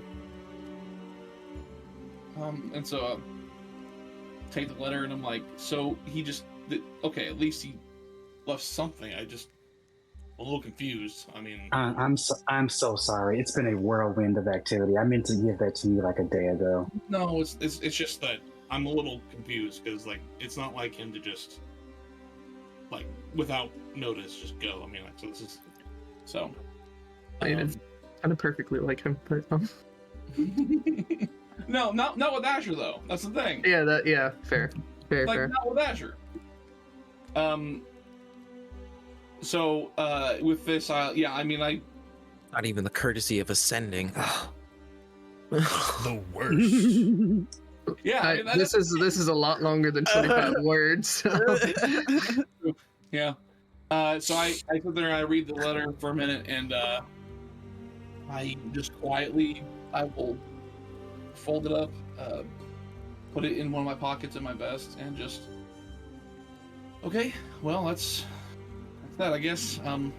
Somebody, pass me the syrup or something. Asher, you would read to Asher, to my friend and one of the probably only 2 people I fully trust with my life. I know this is a lot to comprehend, but you should know by now that I always have a plan. And I have one now. I plan to work with Caleb and Bramble and Tyler to join the Cerberus Assembly. Javon was on the Assembly and I plan to take his place, and I intend to take his place for the purpose of cutting off Ludinus' power supply in the agency. I want to use this position to prevent any other children from going through what I did at that place. I want to change and to try to atone. Which brings me to why I'm writing this. I'm leaving the lake. I will be unable to continue adventuring while I go through this process. I appreciate you helping me in Craghammer 2 months ago, and for all the things you put up with me and stuck up with for me when I didn't deserve it. And especially for turning into a bear in that courthouse. And for that I am eternally grateful. I cannot thank you enough for all you've done for me. You are a true friend. So I want to offer you something. If adventuring ever becomes too harrowing, I will immediately hire you to be my personal advisor and courier. I'll even give you your own ship. I hope my leaving won't hurt our friendship because you are like a brother. I'll go to the wall for you any day, even if it's mind flares. Nyack Creswell. P.S. If ever you need me, you need only ask. Take this feather to find me when you take my offer. Next round of drinks are on me. And that GSSS. that last little moment when he says the drinks are on me reminds him, like, oh, I can't get drunk. Hey, we got alcohol? Like, so I don't have the ability to get drunk right now. I kind of want to drink stuff. The Storm put a hand on your shoulder. The Storm put a hand on your shoulder. And he'll just say, the Storm guides us. Not me, but like the Storm cord, you know. Anyway. That was confusing. Yeah. If we say if we're like out, we can smell rain. We're like, oh, there's a storm on its way, and it's like, he's right here. What? The storms guide us. That's better. Yeah. So, drink this, and he'll hand you the Jimothy because you mentioned it. So. Yeah. Like, just take a swig. Can't get drunk. Just I wouldn't take a swig straight from it. Do it. I'm gonna like drink it, and I'm gonna see how it goes. But I don't think it's gonna affect me. And I don't want to waste your Jimothy, so I take a drink and whole mouth goes numb, just doesn't get drunk. I started to say when I just feel the tinglies. I think we talked about this before. Like when I would. Yeah, well, like you feel the tingle, but usually there's that effervescence that just permeates your nose, and you know, drinking it down, it instead of like effervescent syrup is just, I think I described it before as just straight Dr. Pepper syrup. Oh yeah. Mm-hmm. So, Yeah, and so it's just like the sugar and the fermented sugar taste, all of that is there, but like there's none of the good feel, none of the effervescence. It's just scissorp. Scissorp. And then so I if I had the effervescence, would that wake me up inside? Like It would wake you up inside. Wake me up inside. Please welcome to the stage, Effervescence, and it's like a cover band for Evanescence. That sings Plays a song, Wake Me Up Evanescence Outside. songs in the theme of Creed. Oh my god! Oh God, no! Oh no! No, you're Bring a monster. me back to life. You're a monster. Wake me up inside. I award you no points. I award you no points. And may God have mercy on your soul. It's hilarious if you know. You get negative Oh, it's inspiration. hilarious. The next It's inspiration hilarious. you get, it isn't going to take effect. It's negative inspiration. Yeah. Not for the you had it with Evanescence and then you went to Creed, and while I like all of the other musicians in Creed, Scott Stapp is an asshole. No, for sure. I like Creed because Creed music is hilarious to me because of the way that guy sounds. It's true. It's true. In combination with the movie Ted, you know, you could really sing any of his songs using only vowels. Yes. And sometimes why? Oh my god. As y'all are eating and discussing such things, you do hear the front door. Sorry.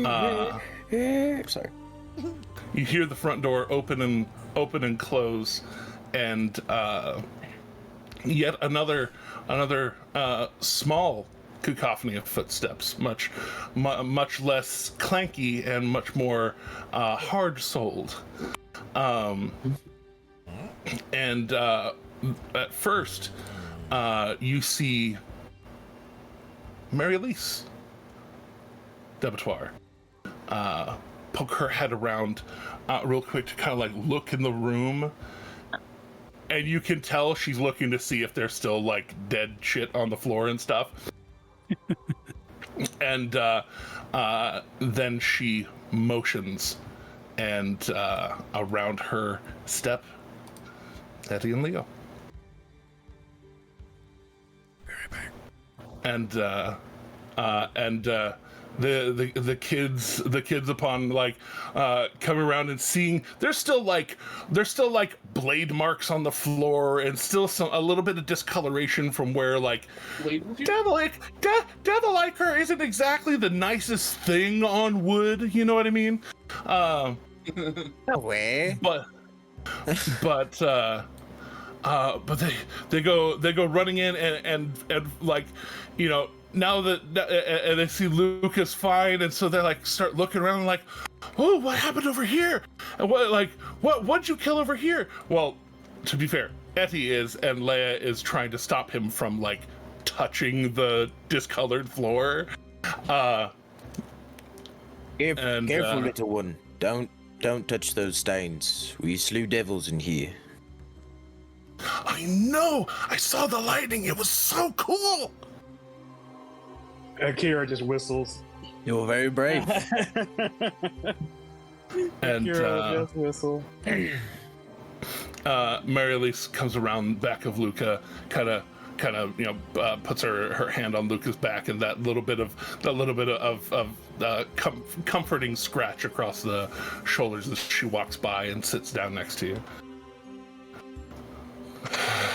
So that happened. Yeah, it did. Wish I had a good explanation for why it happened, but I really don't.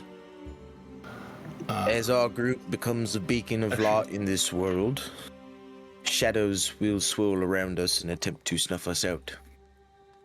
And she... I'm going to stop writing down all of the profound things that you say. I didn't even write that one down. That one was off the cuff. And she actually draws from her outer coat a folded parchment that looks like it had been like wax stamped, like the top of it wax stamped onto probably wood. You can tell it got peeled off. But the paper itself seems so pushed together, and as she pulls it out, it doesn't flap open at all. But she She pulls it out, and you see your name very, very properly calligraphied on the front face of it, and seeing the wax seal up at the top edge, you see pushed into it a 5-headed dragon. Bloody hell. And she hands it over towards you. This was on the front door when we just returned. Luca's gonna open it.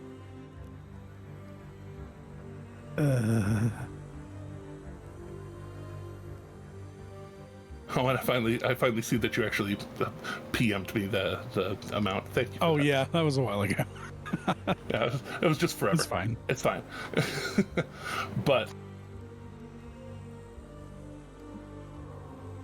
let me pull up the thing I wrote. So much, since we're reading letters and all. As it touches your hands, the very firmly pushed together paper suddenly relaxes. And is willing to open to your touch. Eep. And as it opens, you see very properly, very, very well calligraphied. At first it just looks like that seal that was on the outside, that's on the shield, over in the corner, all of this. But as you open it up and you look at it, the seal itself melts and becomes words.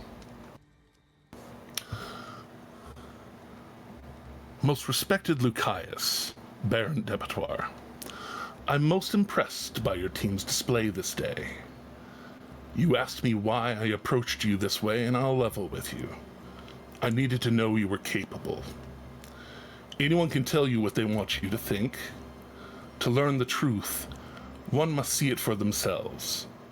I apologize if I caught you at an inconvenient time, but I found that time is rarely on one side. I dared not speak his name, but whatever it is you have is a key for finding one of the secret vaults of, and you see the word Vecta crossed out. Please refer to him as the Whispered One if reading aloud to your friends. The Lich of Secrets. I hold no reverence for this creature. I, in fact, took the hand I'm writing with presently from the fallen husk of the great and terrible Lich himself. Oh, great. I've risked much for my devotion to Tiamat, and I have much yet to risk. The Scaled Tyrant, as she is called, is certainly that, a tyrant. But do you value a liar over a tyrant? My quest to release her is not to bring her here. The Divine Gate is placed for a purpose, and it's a purpose I respect. It is a purpose that she respects. It was for this that the Lord of Lies turned other archdevils against her, for having dared give consideration that your prime deities might be right to lock them away. And so he locked her away, Lucius. Yes, Bahamut, Cord, they have no love lost in the suffering of my lady. But she longs not for their blood or crowns, but for the crown of Admodius bathed in his blood. She will use it to conquer the demons that the Lord of Lies let flourish with his games and inefficiencies. She will take his throne to win the blood war, not let it languish on for a millennia more. To try and prove my intentions, I've discovered the way to send both this hand and that eye back to he for whom they derive. If you know Vox Machina, then you know Grog's Strongjaw. The sword he wielded in our fight against the Ascended Lich belonged to an old lieutenant of his named Cochise. Where it lies now only Vox Machina knows, but it hates all things, and you see Vecna written and then crossed out again. If I were to seek it in my current state, it would refuse me on principle. But we can bring it to the same place as the eye and hand. As soon as my quest to free my lady is accomplished, I will put this hand over his eye within my own skull, and you can end them both. I took on this quest with the knowledge that I, upon its completion, will be utterly destroyed. The power I have now, the hand, the eye, none of it matter to me, Lucius. I will give everything for her. No hyperbole, no metaphor. If I have to wait another 20 years, 40 years, 100 or 1,000 years for the next time somebody fells the bearer of the eye for me to find them again, so goes the turns of Exandria. But we have an opportunity here and now to correct some vast injustices of the past and to make a better future. I may not get to exist to see it, but hopefully the name Archon Vanderosa can stand for balance and law long after High Lord Archon the Cruel is destroyed. If my pleas to you are in vain, please hear this. You are not safe as long as the Eye Bearer still exists. If the eye is not inside of someone you know right now, no matter what it has made you think, its former bearer still exists. How do you think I write to you now? These artifacts grant a very useful boon to preserve one through death, until they are either properly destroyed or someone else takes on their burden. If you wish to discuss further terms and conditions of this deal, please reach out at your earliest convenience. With my utmost respect, High Lord Archon, the Cruel, chosen of the Tyrant and Prince of Obatala's Spires in Avernus.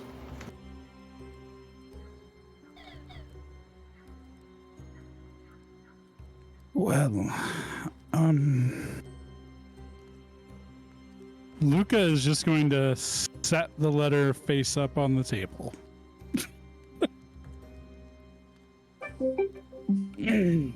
So, okay. To everybody else, it does look, in fact, like just a seal of Tiamat. Just a really big, well calligraphied seal of Tiamat. So, we almost capped a crazy cultist. Did you read that out loud? No, because there are children present. Okay. Oh, I'm sorry. I thought all that was being read aloud. Sorry. No, but he will set it down for others to read. We can't. It just looks like a symbol of Tiamat to us. Well, then in that case, And Marilise, watching you look it over, is that... What is that? you know, what languages don't my siblings speak? They're still pretty young, so they're and they live on the coast within the Concord, so they're pretty fluent in their home Draconic. They're pretty fluent in the Naush and the Marquesian. Know that those are lessons that they are taking very presently. How many of y'all speak Zemnian? Nope. We would know this by now. No, We do. Good old Asher does. Well, that's difficult. I know Celestial, Common, Draconic, Giant. Common, Elvish, Thieves' Cant. All right. This might not be an appropriate conversation for everyone involved, and kind of gives a significant glance over to the two young Dragonborn. And Mary Elise just puts a hand over your hand for a moment and says, "You'll fill me in later." Of course. All right, Leia, Etty, it is time for herbalism. And they both kind of whinge a little bit at the idea of mom having an impromptu lesson for them immediately, but she starts herding them out the one of two doors that used to be there, and she starts kind of lecturing them on the way to the greenhouse on the southern side of the house.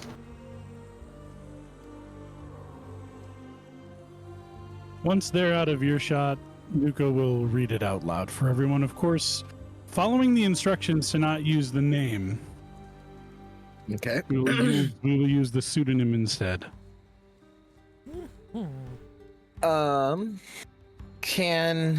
What does the storm understand from all of that? In the broad scheme of things. In the broad scheme of things, like throw some Blood religion. War and all that stuff. Throw some religion. Let's go. Okay. That is unfortunately at a plus. I somehow lost proficiency in that. Wonder when or where that happened. Negative levels? No, it's you probably wouldn't lose just your due to the proficiency. switch up with the race in the background, probably. Awesome. With switching Oh, over weird. to. Yeah, it is weird. Yeah, I don't say I remember you were proficient in it. Go ahead and just make the proficiency happen, and we'll figure it out later. Yeah, well, I'll have to dive in. Yeah, but anyway. Yeah, we'll figure it out later. I know you're supposed to be proficient in it. Okay. All right. So yeah, with that, it's still a +5 with the proficiency. It's hard out It's there. -4. Yeah.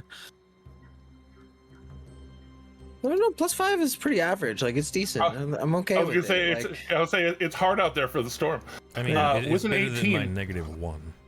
Yeah. Yeah. With an 18, you comprehend Cool. that. Oh, Yeah, go ahead. could I guidance myself? Yeah, you're thinking on it out loud. Yeah. Okay. You're not trying to be secret about it. Okay. Okay. 19, so it didn't break the barrier, but why don't you try? Well, 19's good. 19's real good. Or at least that barrier. But you comprehend that that Asmodeus definitely is the big time one side of the blood war. Mm-hmm. And that it has raged on for as long as anyone can remember, really. Mm-hmm. The fight between devils and demons. That being said, it's part of why both sides try and make deals with people on the mortal plane to secure more souls for the machine of war. And neither side acquires them particularly ethically in your estimation. Mm-hmm. By hook or by crook, as it were. Mm-hmm. Yeah. But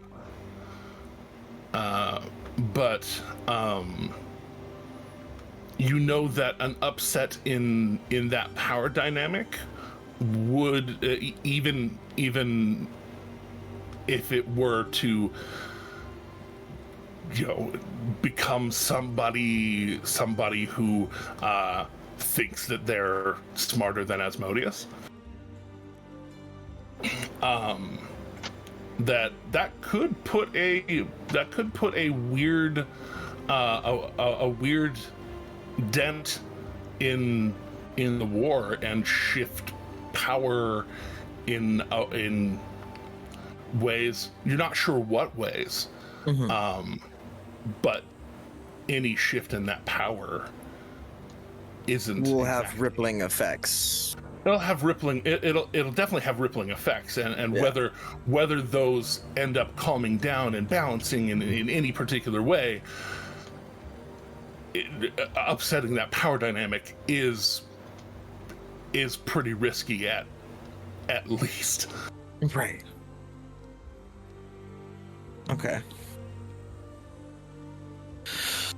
All right. Well.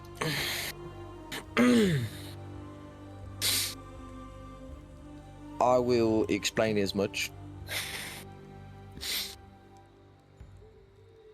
as best I can. It's actually it's pretty in depth, you know. Yeah. He's been paying attention. Right. So yeah. Right. So. Just on principle, I don't think we should deal with him like in the sense of like making a deal with him at all. I agree. However, he does have a bit of my respect for openly sharing this information. It does show that he genuinely does, in a sense, want to get rid of the Whispered One. I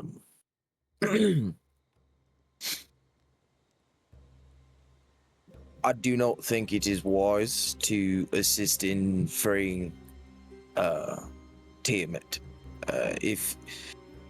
Even if she were to be better than Asmodeus and potentially end the blood war that could or have any effect on the blood war, it could really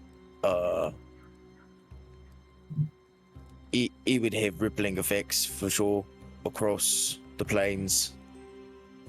I can't say that they'd all be good for us. Erdrin, somewhere in the middle of the letter reading, you do walk back in. Erdrin is gone. His paper. By that I mean no, you didn't. You're out in the wind. Ro has dropped from the stream. He had to dip. That's right. Right. He notified me that he only had 2 hours. Yeah. We miss you though. Anyway. That's why I was thinking about you. I wanted to make sure that you were on the. Right. You'll get it later. The cardboard cutout Erdrin shows up for part of this explanation. Indeed. Or not, but you know, Schrodinger's Erdrin. Anyway. Schrodinger's somebody wanted pancakes. That's all I know. Right. So, Eddie. So I don't think that the aiding in the freeing of Tiamat is good just on that principle. Regardless of the many other moral oppositions I have to her and her teachings. Right. That being said, I do believe that we should perhaps reach out to Vox Machina, perhaps not Krog himself. While I do admire his strength, he probably doesn't remember what they did with it. Good point. I would perhaps suggest Lady Keyleth or perhaps Lady Vexalia. Perhaps even Lord Percival. The one that seems the most likely to remember that sort of thing to me is Lord Percival. Sounds like a good place to start. I mean, I would argue Lady Keyleth, the much longer-lived being, might have the better memory, but, you know. Well, of the two of them, I've spent significantly less time with the one. It's fair, yep. So I suppose I don't really know her very well. Well, I just know that she's like the arch big person of that druid place, and, you know, they live like forever. But anyway, yeah, no, Lord Percival, let's go with him. My point is that I don't know her very well either. I just know that about her. So. Well, I have met her. We have met her, right? Out of character, like you did meet her. She met her. She helped you get to the Feywild. You know. Yeah. You guys know of an like, individual that's probably getting to know her better. That's somebody I can contact on the fly. Correct. Yeah, I mean, you could even get a hold of Valineth. It's true. You really could nearby.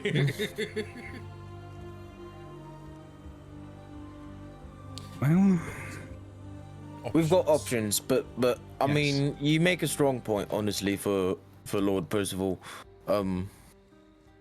He seems to be the more likely one to know where they might hide away something valuable like that, actually. Being the lord of a very large castle with many probable secret hiding spots and vaults.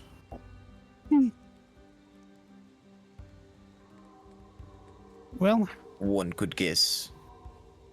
Worst that happens is I send him a message and he doesn't answer. Right, yeah, what time is it there right now? That's actually, wouldn't want to disturb him.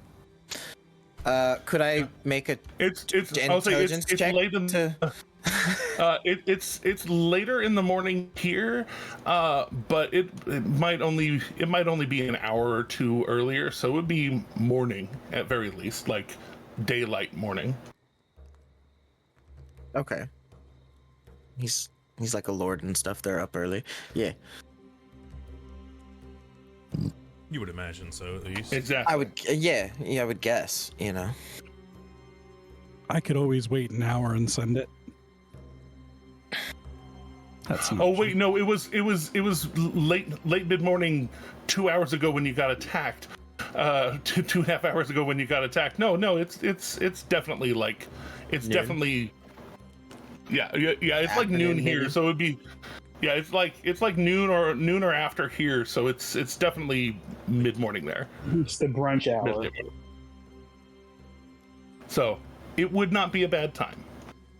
You think?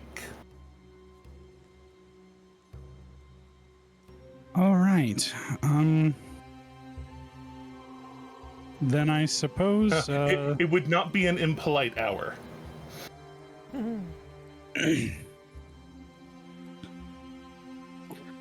I suppose that I'll make this as brief and simple as possible. You know, we were attacked by, Archon the Cruel. Let's see. Let's get a word count going. Attacked by Archon the Cruel. That's 7. Yeah, we were attacked by Archon the Cruel.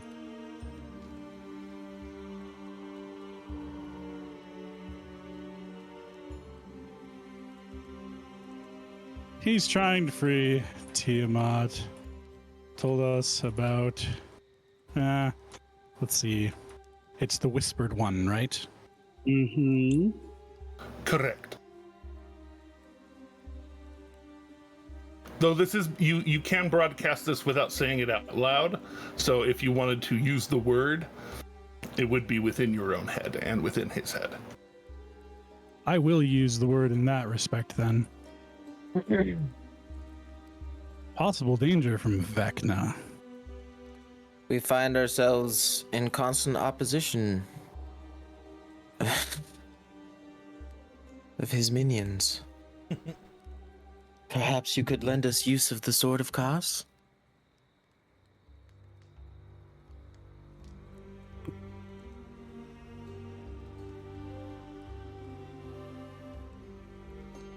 Okay, the message will say, we were attacked by Archon the Cruel. He's trying to free Tiamat. Possible danger from Vecna. They seek an artifact. Advice would be most appreciated.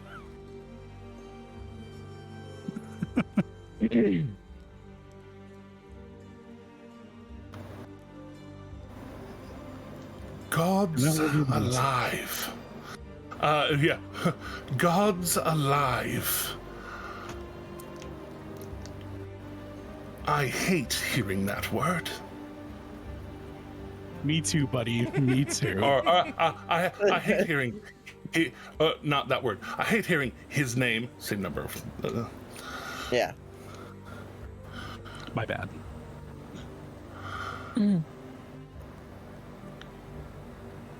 If you require material support, that should be within our purview.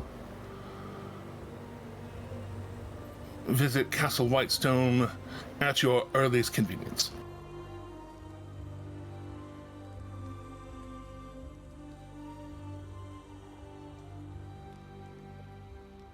Well, he seems inclined to offer us some help. I'm not sure exactly to what extent yet. That is well. Did you mention the Sword of Course? Limits, but I'll tell you what. I'll send him another. Well, okay. if you can, I mean. Yeah, sure, I can. Yeah. I have exactly enough spell slots to send one more. Burn a 4th level spell slot and send another. Does that allow you to send it with more words? 25 more words, exactly.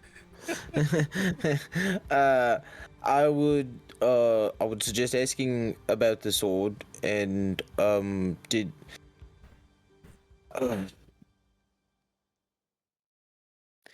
I mean, I didn't hear the response. Did you share the entire? No, you didn't. You just said he seems willing to help.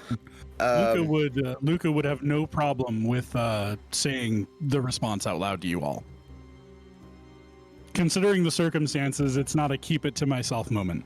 Yeah, I mean, I'm just trying to think of like how, like I would just. Luca would have read it out loud. Yeah. Right.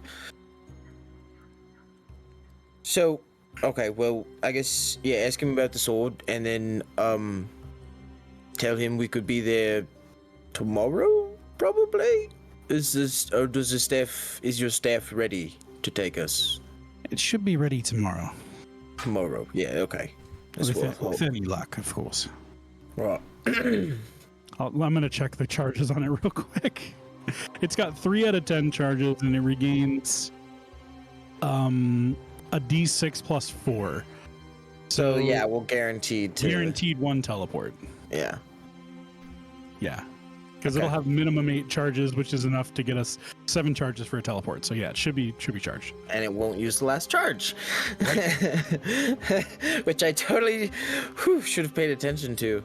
No. At one time. We went back through that, and like I wouldn't have done anything different. That was perfect.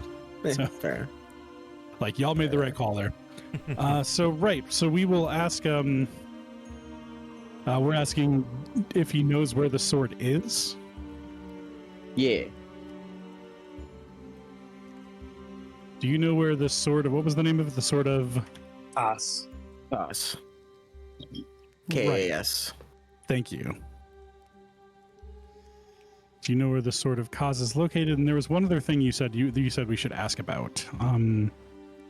Well, I'll just say, tell him we could be there tomorrow. Yeah, he said tell him we could be there tomorrow, in his phrasing. Yeah, in my phrasing it was question mark because like I didn't know if the staff was charged enough, and you confirmed it was. So yeah, I guess without question mark. Because Lord Percival told us we could come by at our earliest convenience, and so he did. Ergo, we could show up tomorrow. Okay, so our earliest convenience would be when the staff could take us. So the letter will say, "Do you know where the sword of Cause is located? We can come to Whitestone as early as tomorrow to discuss in person if you're available.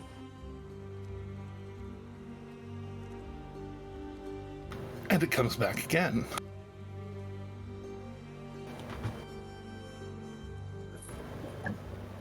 Less unpleasant.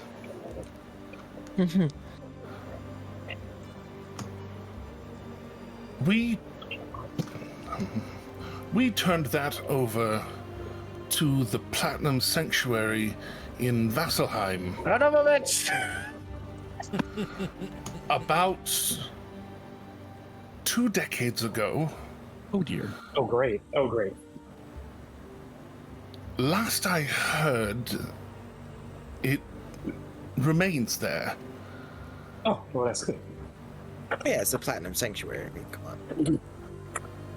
If that is what you need,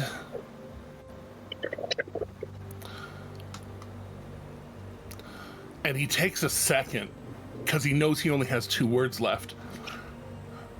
Good luck. Love that. At least he's honest.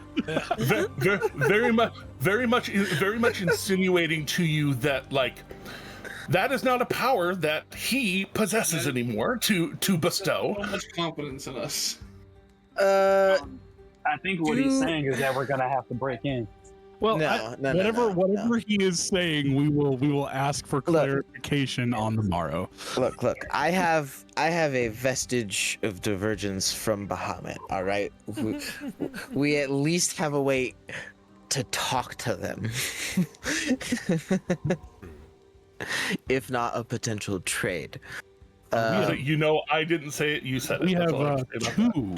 We have 2, if I'm not mistaken. No, one is to cord, and you pry that from my cold dead fingers, buddy. Well, no, I mean, we have at least 2 vestiges of divergence. Yes, yeah, that's. Oh accurate. yeah, Well, no, we have 4 total. 4, yeah. I'll say y'all actually have one. Yeah, quite a few. Yeah, we do. Yeah. I'm carrying 2 of them, to be fair. Yeah, I have one. Which is not me hoarding, I swear. They just fit me, man. No, it's not. No one. I don't mean to be blinging and all, but Lil said it ain't tricking if you got it.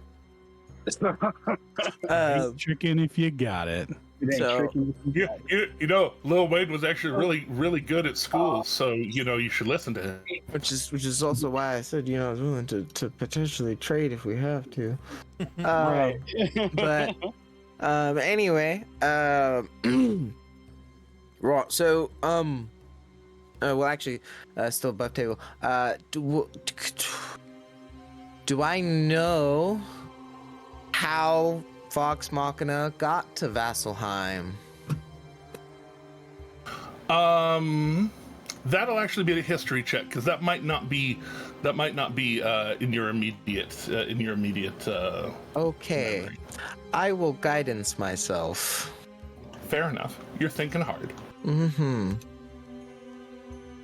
And thinking hard kind of hurts right now because dying's rough on the body, regardless of how many times you do it. 19. Still good. With that, you don't know how Vox Machina got there, but you do know that with a 19, you've heard of Vasselheim, and you've heard of the contention that they have had against Arcana. Particularly in the idea that there are no teleportation sigils known to be in the city, because that would be a weakness in Indeed. the city that is known to have survived the calamity. So one of the few cities to survive all of that. So. You would know that that people can can teleport there. That they don't have any hard wards against it on the large. Some of the sanctuaries might be protected against it.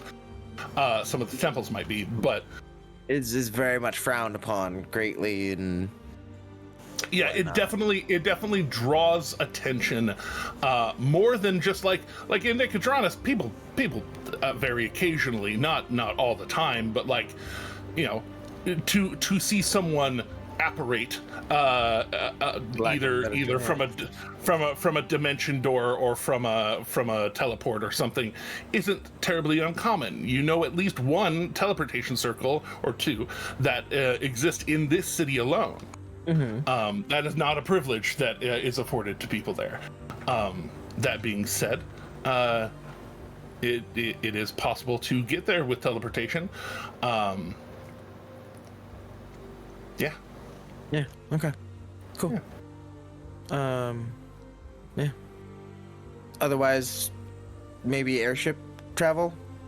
Oh yeah. Sorry. Yes. And you would know that it is on the kind of mid-northern side of the continent of Asilra, which is in the order of operations: Wildmount, Taldore, Marquette, Isilra. And it is several thousand miles away. Is Exandria flat Earth or round? Best as I understand it, it is around. Okay, all right. So then after Isilra, we could then say Wildmount again, probably? Technically, yes, but in the same way that most people still fly from Singapore to New York via the land route. I did not know that. Yeah, no. Most flights that go from, say, L.A. to most intercontinental flights don't cross the Pacific Ocean. Most of them. Interesting. It's a hard go. For one, and for two, there's a lot of other things, but it's vast. It's a very big area, and so yeah, going that way does have it has the problem of being a long distance. Whereas at least going the way where there are other land masses, you can fly over land. There are places to stop, places to get more supplies. Gotcha. Okay, yeah, makes sense. Places to ground if you need to, but yeah. But you would know, in thinking of it, and with a 19, that the closest airship dock that would, airship dock period on Wildmount is Port Damali on the northern side, from here northern side of the Clovis Concord, up the coast a ways. Okay. Alrighty. Sorry, I'm just trying to find an actual friggin' map of Exandria in my own. It's hard to do. I'll tell you that. Yeah. Mm-hmm. Mm-hmm. I know. I've tried. But yes. So yeah. R for pooping. Anyway. Okay. Right, so, it seems like our best bet is to get to Vesselheim.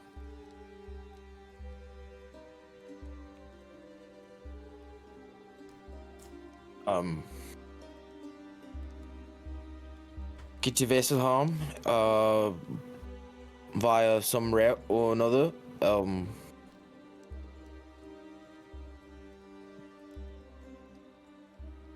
What? Sorry, reading Discord. Oh. Ah. Yes. Like that. Kind of like that. Right, yeah, so, well, that's weird. Shattered teeth, huh? Interesting. Anyway, so I've never seen it before. Oh yeah, no, it's lovely. Still haven't. Pretending it doesn't exist.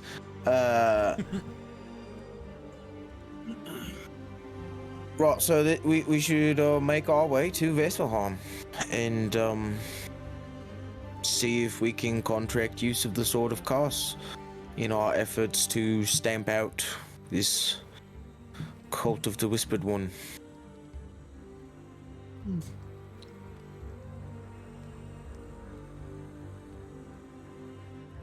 I have no problem with that. Can't say it doesn't sound like a bad idea, but I'm not saying immediately. We've got other matters at hand still. And he kind of looks towards Akira. Akira nods, knowing what you're referring to. Yeah. But it is something to consider, and this does seem important. I'm not really sure how else to say it. It's... I am pretty sure my reunion with dear old dad could wait while we make sure Vecna doesn't come back. Don't say the name. Oh, the Whisper one, I'm sorry. Sorry. Sean forgot. Akira didn't, Sean did. it happens. Yeah, one job. No. Oh, I had like 3 jobs. You have so many jobs. I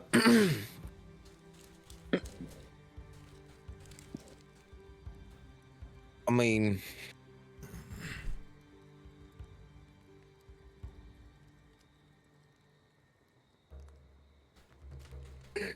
I'm not sure really which one is more important, because obviously this threat from the Whispered One is on a much larger scale, but the other is much closer to home. It's more personal. There's loved ones' lives at risks on both ends, but one is much more direct, if you catch my meaning. Yeah. So, I think it's best that we... Is there any way that one can set us on the same path, or the other are everything's in different directions? Well, did you explain what that mirror does, or did you just figure out what it did and then pocket it? Akira will definitely have explained. They don't keep secrets. So yeah, Right, okay. Akira will 100% explain. Okay, so then so then what the storm would say is, well, I don't know how much use that mirror could perhaps be in locating dear old dad. I mean, it could be useful in that regard. I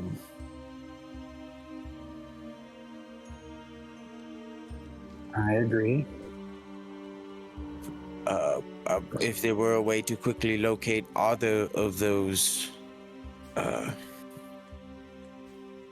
things quickly. We know. I can take a look tomorrow morning when it's refreshed.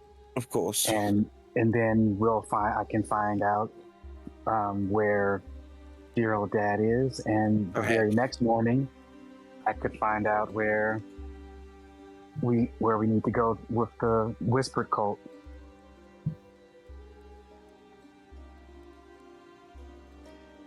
I mean, it's not going to be exactly accurate, right? But it might give us an idea of where to look. I agree.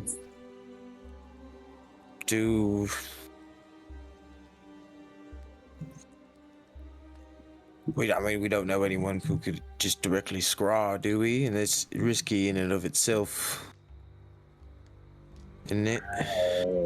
I don't personally, unless Luca or somebody has it, and I just don't know. But I don't know who can scry. I cannot. And I don't think Kassir can scry. He cannot. Yeah, I think we would have to like go to a temple or something for that.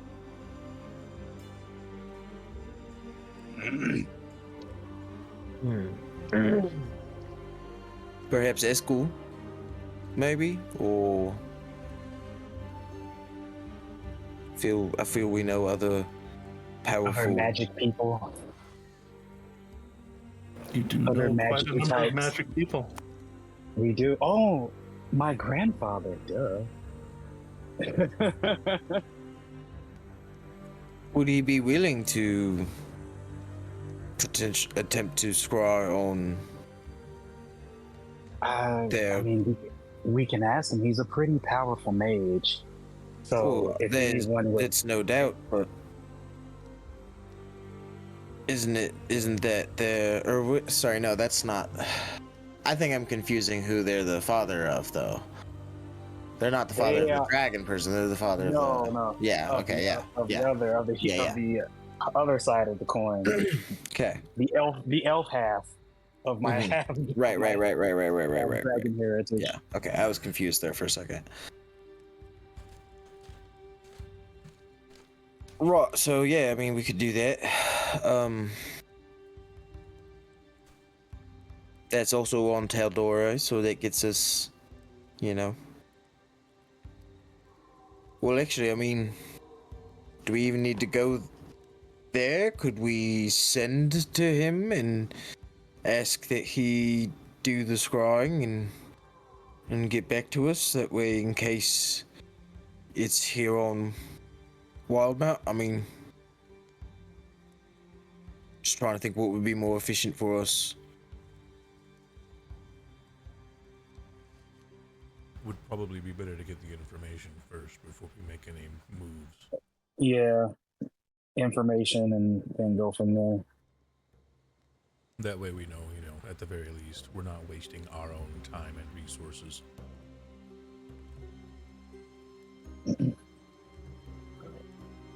Indeed.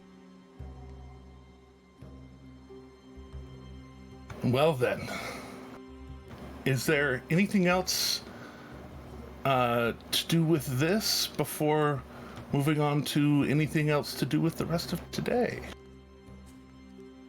Not that I can think of, but I can think of.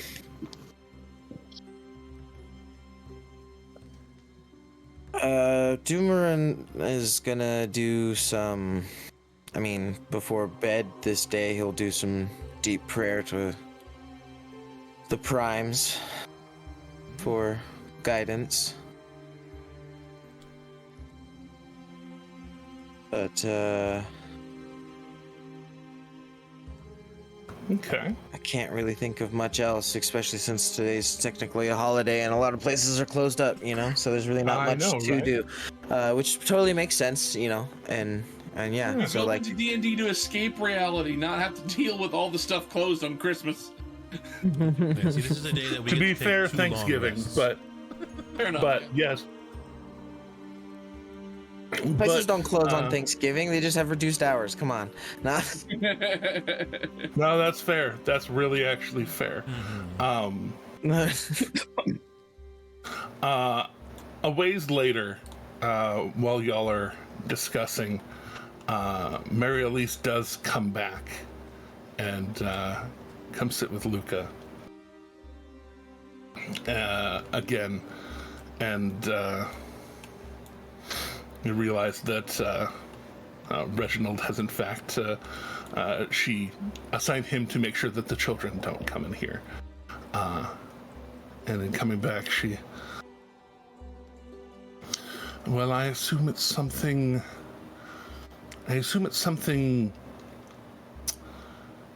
infernal that you have to deal with.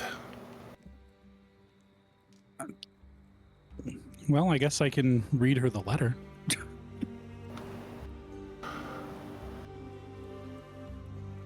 and going fully admitting things. Yeah. To her. Let me make sure, because I have her right here.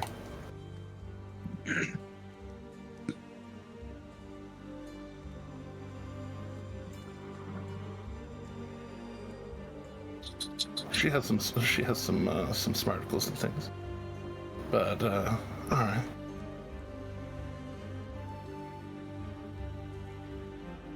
Not today, not on that subject. She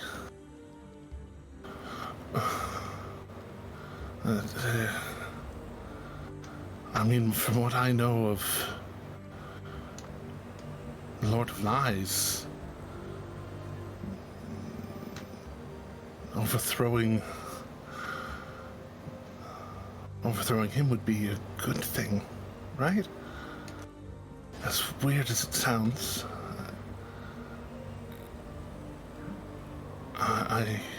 But at what cost?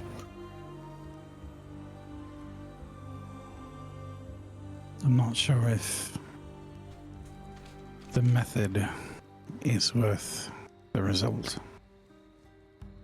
Is it? But also, can you trust a devil? You know, it's. I don't know. That's certainly not my department of understanding. These days, I trust a very small handful of people. Justifiably. Certainly not devils. That's why we're going to talk to somebody with some experience in these matters.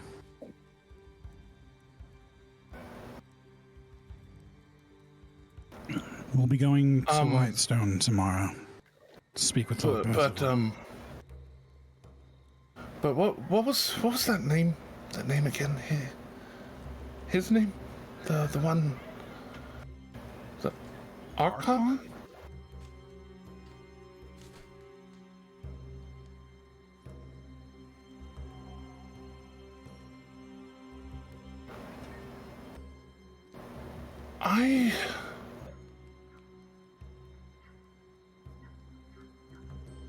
I had heard Philavandrus use the term Archon before in a certain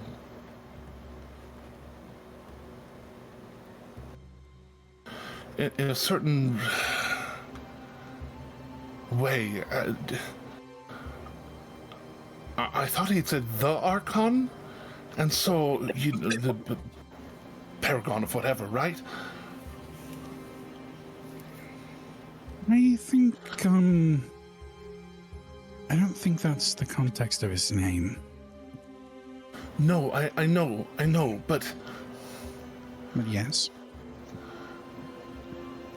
But now that I'm hearing it here, and it dealing with deals, and he dared walk into our house, and she kind of grits her teeth, saying that.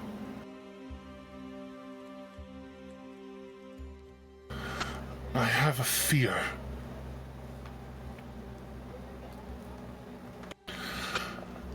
that amongst your father's many clever things that he may have done,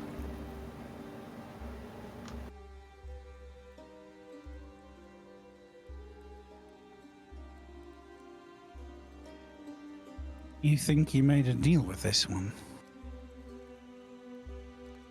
I don't know, right? He tried to do right by you all, you know, he kept things going. But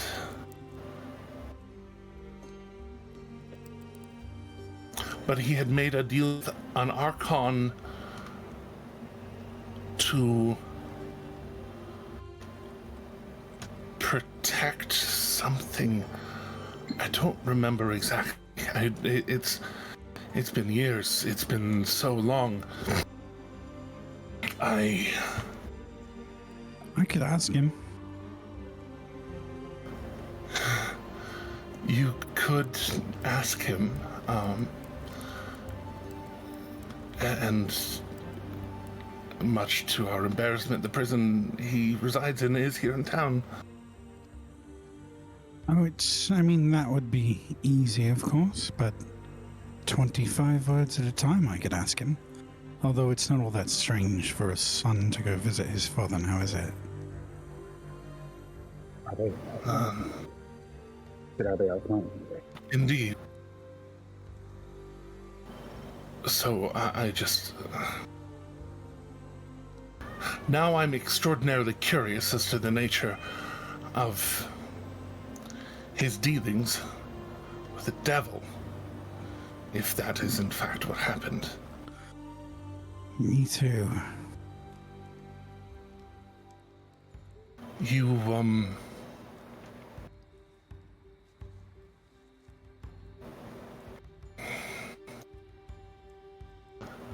Do you think we should pay him a visit? I don't think I should pay him a visit. I'm afraid that I would just yell at him. But, if you could, I would like to know. Because if we're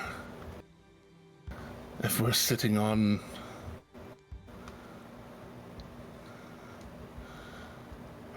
devil's money, I don't know that. I don't know, right? I don't know. Well, right now, I can tell you that the estate is being maintained by myself and some friends that I do trust. If that helps. Well, yes, I know the Howitzer and Hall takes care of our business now, and they make sure that all the trading posts keep trading and everything. I've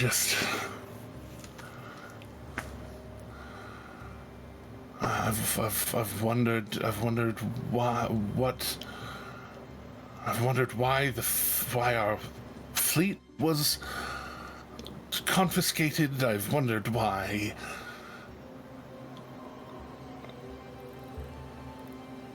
I'm questioning now how things got to be the way they were.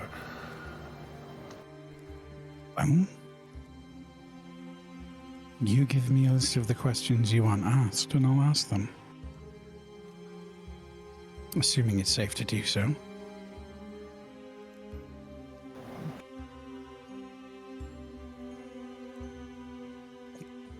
Admittedly, I think Really, I'm just as curious as you are. The list is extraordinarily short.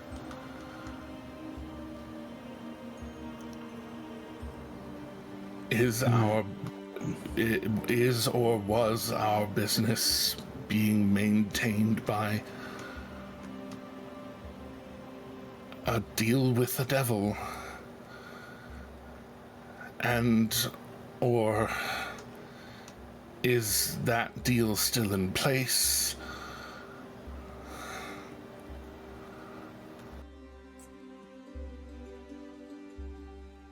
Yeah, I think those are the two main questions I have.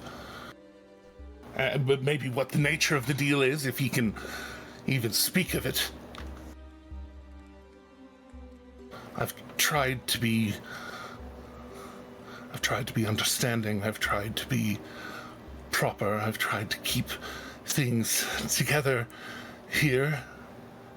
She looks up and seeing the particularly open door.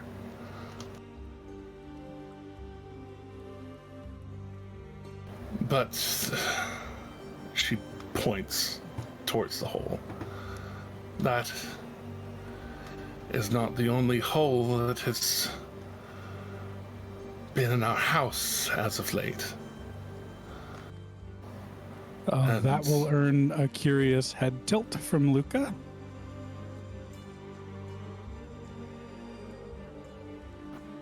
Son, our house was demoted to the 14th house. Only out of deference to me.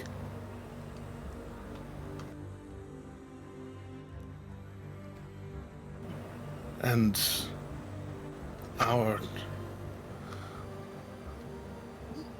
you and your brother and sister, we were on the block for being hurled into obscurity. We were very, very much there, and I'm so grateful for Kaylee's connections and her ability to argue and persuade on behalf of our house, and allow us the ability to maintain our status, but we're holding on by threads. Even with the operations being taken care of, even with everything. Socially, I'm still married to your father. We're still a house. I can't even.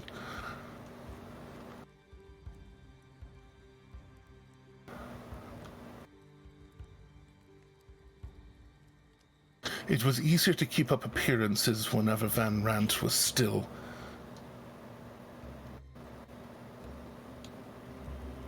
here. Appearances?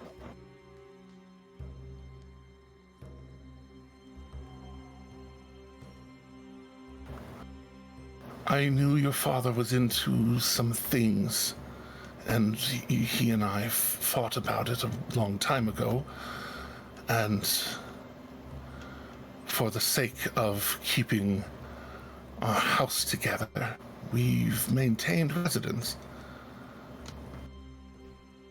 But even before he was taken, we have not shared a bed in damn near a decade. Well, that makes sense. Mom, come on. And if possible, I would love to perhaps try and court within the houses and perhaps increase our standing once again and make a better life and fold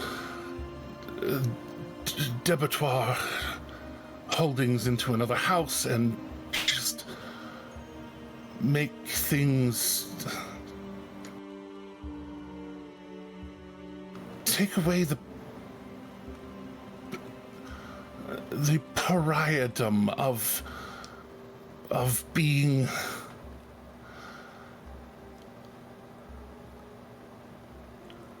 the wife of a criminal, and you and yours being the offspring of a criminal, being tied to him in name.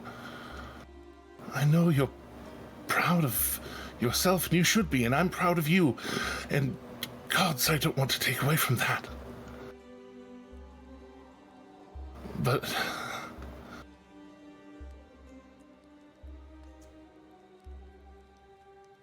I want to be able to show my face without the whispers, and then if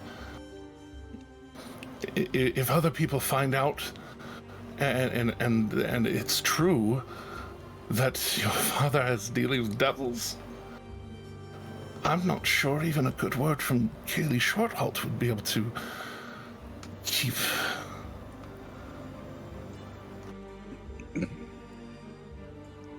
I'll ask him.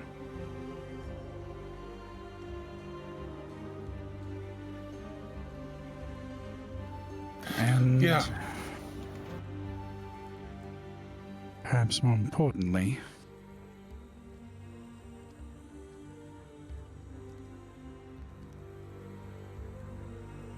what would be the ramifications of divorce?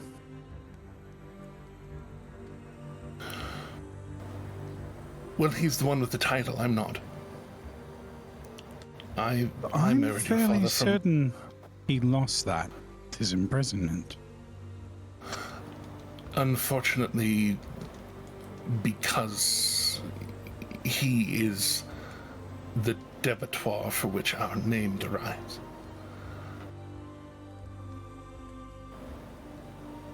My divorcing him would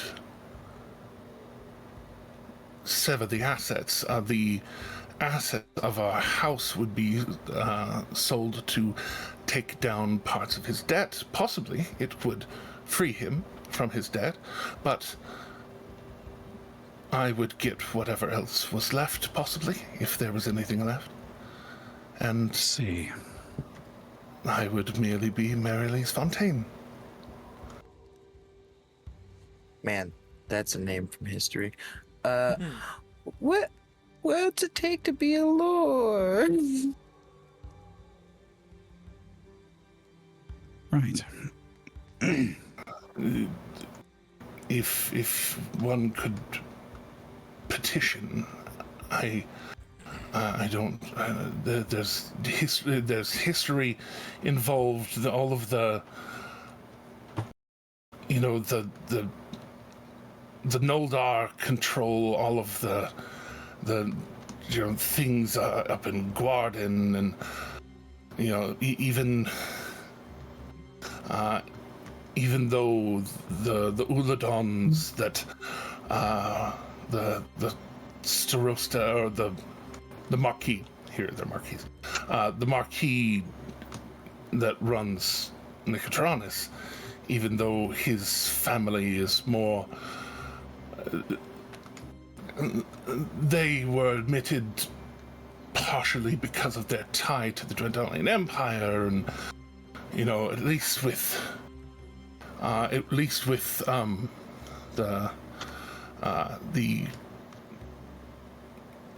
the Lion House, they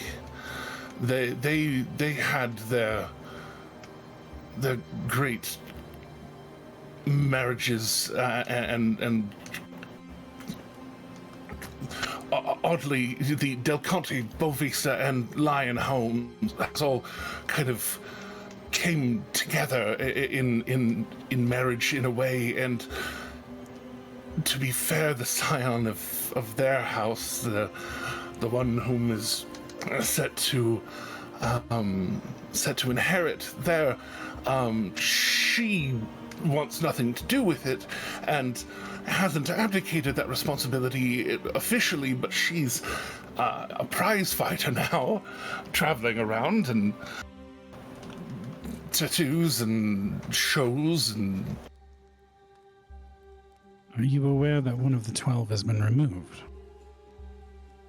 Yes, Lord Sharp has found himself in a bit of a pickle as of recent. I guess no longer Lord. Mr. Sharp has found himself in a bit of a pickle. Ironically, he did not have someone such as Kaylee Shorthalt to try and assert themselves when it was found that his ships were being used for piracy.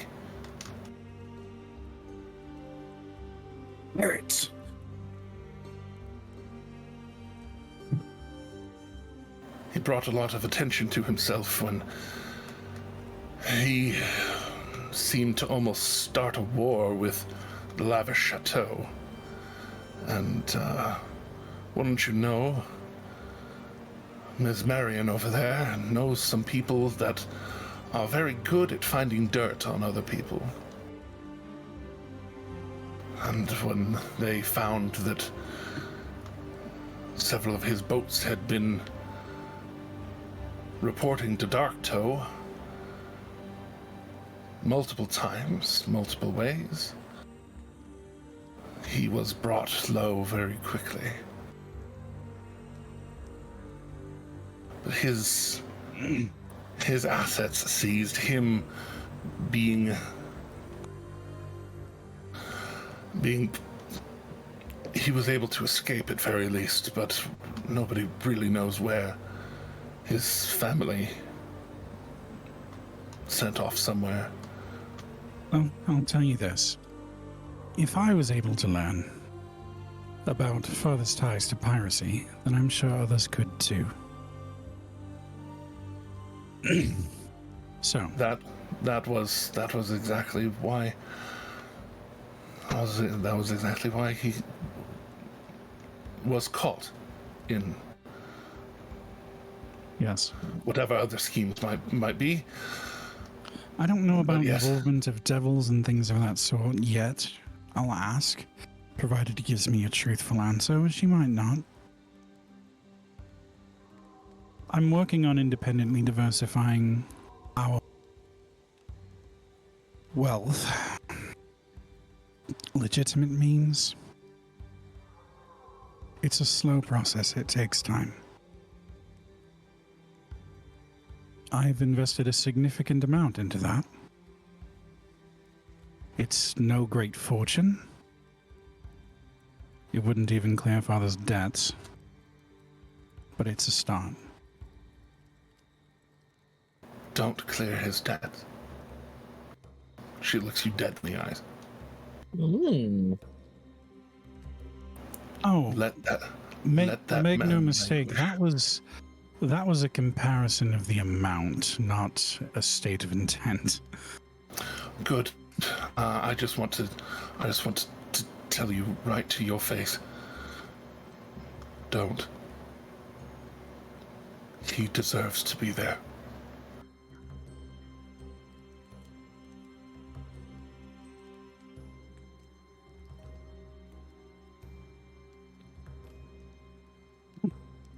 Out of character, was Luca ever made aware of the potential attempt on his father's life? That's a question. Yeah. Because I don't remember for certain if Luca was made aware of that in character. Here, we'll figure it out right now. Bet me higher or lower. I'm going to bet that you will roll high.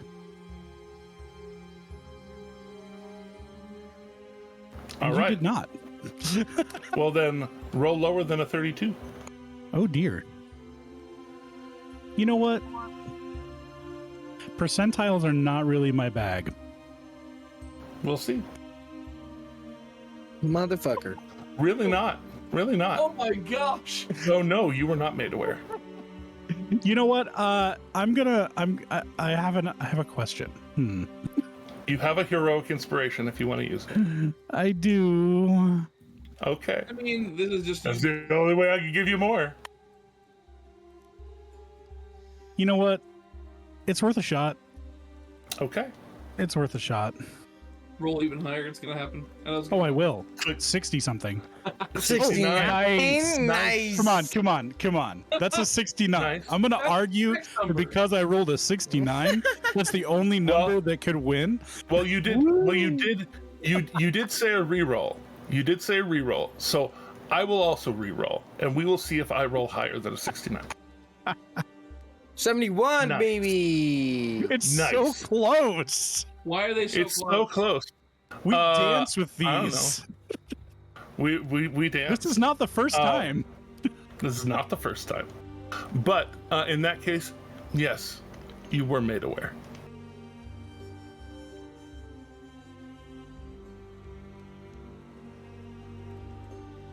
You didn't by any chance arrange to have him taken care of, did you? Oh, gods, no. What? What? No. Insight. Yeah, go ahead and throw insight. I'll throw insight. Once it's called, you can't call it off. That's so bad. 4 on the die. Is this still where everybody is? Is this a Yeah, this is happening at the table. could I oh well, never mind, mine's not gonna be any better. I'm at a -3. I know that while you guys are sussing all this out, Asher is over here, and he'll just out loud say, "So your mom is single?" Akira is going to whap Asher in the back of the head. I know. My dad's single too. I don't know. I want to look out for the guy. Akira looks I at love you and that for says, you. I take back only half of that whap. The reason I ask is Storm because- winks at Asher. The reason I ask is because someone did.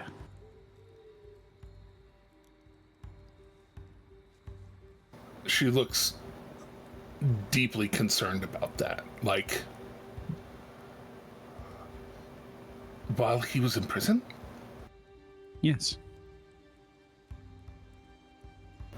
Oh. No, that was not something that I was told.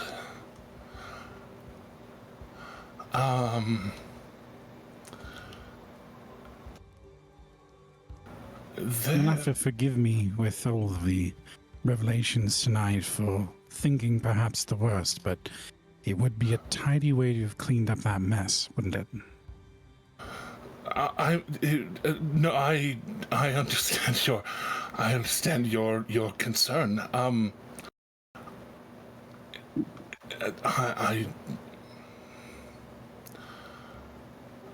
I honestly, death would be too good. I don't want him dead. I just want to be done with him. I want to be able to be done.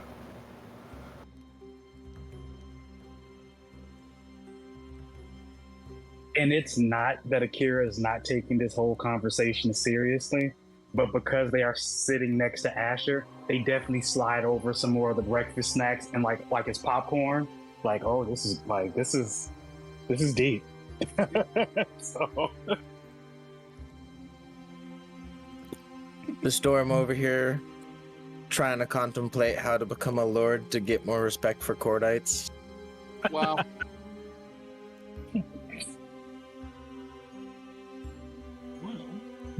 And what if I vie to be one of the 12?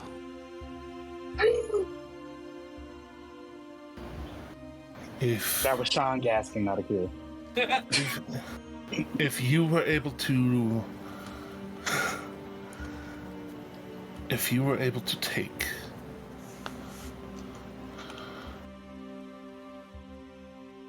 the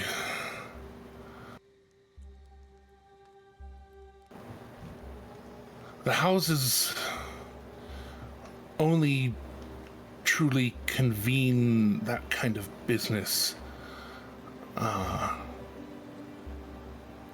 regularly, one time a year in the spring, unless such things have some sort of emergency precedent. But I believe this spring they are set to meet at the Hall of Erudition in Guarden this upcoming spring, as respect to the first house. And I believe if you were able to bring. You already have the respect as a house, as the inheritor of Vanrat's name and progeny. Then you either by strength of business dealing or by strength of deed, which, as she kind of smiles, you seem to be on your way for. There would need to be those, perhaps not of your late, or they're calling it. You're calling it. Yes. Those not of the late, but of other nobility, of other places, other respected figures from other places, or from amongst the houses here, that would be able to vouch for your deeds. You very much could. I have a few. That if you were able to do that, as opposed to me, I would be speaking on behalf of both myself and Philavanderus. You would be speaking for you. And that would bring the mantle of our house onto your shoulders, and no longer on mine. Luca is going to look around at the other members of the late. It wouldn't preclude you. It wouldn't preclude you from being able to continue other things that you do. Things would just maintain, probably. But and she kind of licks the sides of her lips and just. It would let me separate from your father and not risk the holdings of our house, because then they would be fully bequeathed to you, and thusly the nobility, the title, the everything would be yours, and I could just not. Would it still be House Depatoire, or would you need to take up your own house name, Luca? Depatoire is my name. Well, right, but I could choose something new, but it's not necessary. You could. But it would not. Sorry, she's just very excited by this whole idea. Yeah, I mean, if you wanted to fully separate from your father, though, and his... It might make things easier, but as of right now, as it stands, what have we got on our shoulders? We've saved Grimgalir from mind flayers. We've earned the respect and gratitude of a dragon. We've destroyed an entire heretical church of Boxel. Wait, you guys did that? Well, none of us single-handedly, all of us together. Anastasia 4200 has reminded us to please have any of us had a drink recently. Hydration check. Hail hydration. Hail hydration. Oh, I happen to have some hibiscus. Perfect. Thank you for the reminder. Oh, was there a hail hydration? Yes. Hail hydration. I gotta go get some. We've clashed with many enemies and come out victorious. We've made friends in faraway places. We've saved the heir and helped resurrect the heir of the Thunderbrand family. Oh. The Storm here bested Grog in combat. Oh, if you, I mean, that that's good for him. I'm more meaning things that you could reflect on. The rescuing of no, you said Thunderbrand. That's a very big name. We have won some small measure of respect with several members of Vox Machina. If you could get any of them to come to court for you, that could very much operate in your favor. Akira is going to kind of clear their throat and say, well, and one of us is related to the Windcaller family.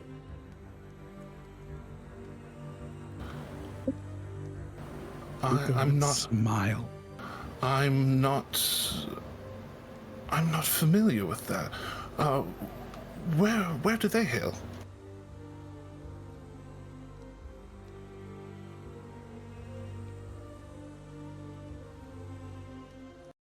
Singoin. That could definitely work in your favor.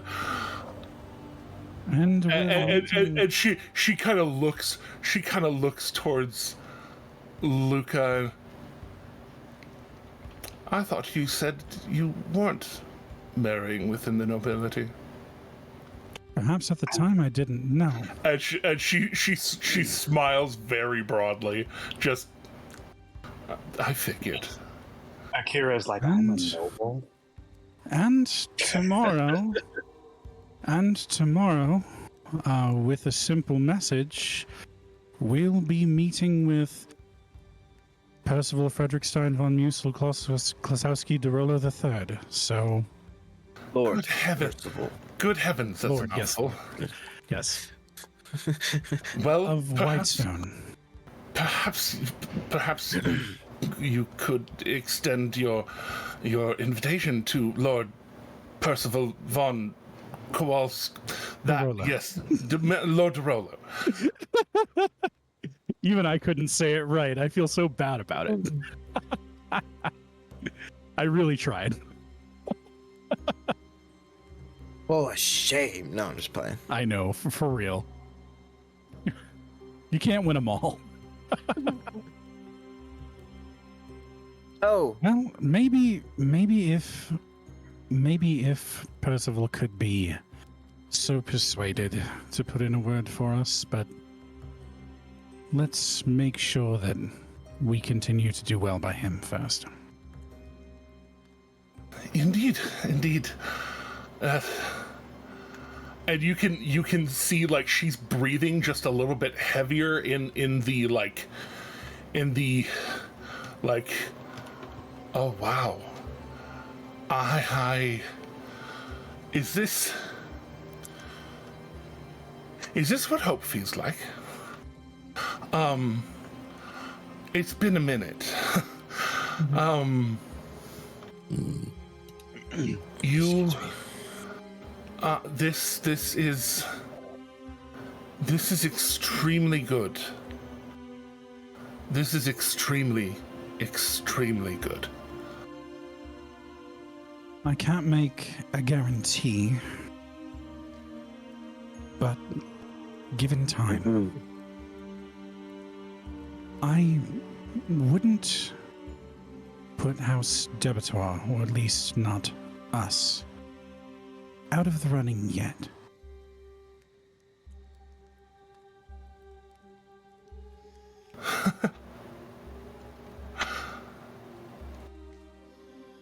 And she puts her two hands now on your right hand.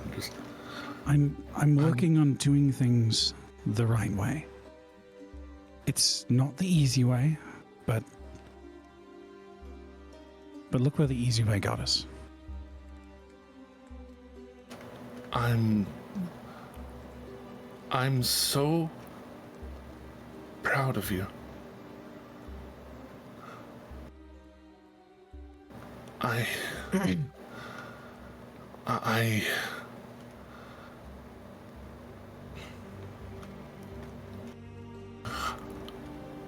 I've been so used to just surviving, just making it through, just just being able to hold on.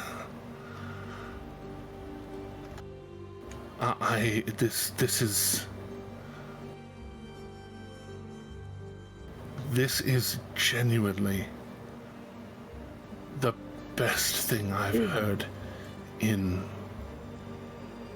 months.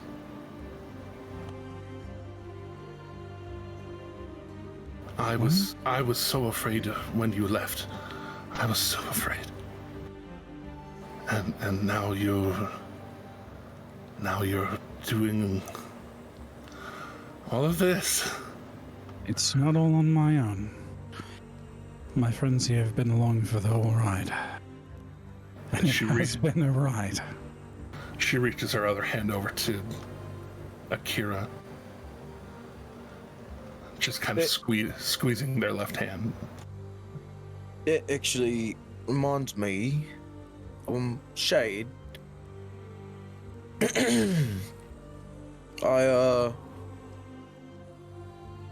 I trust that you might have some pull, perhaps. I mean, you said,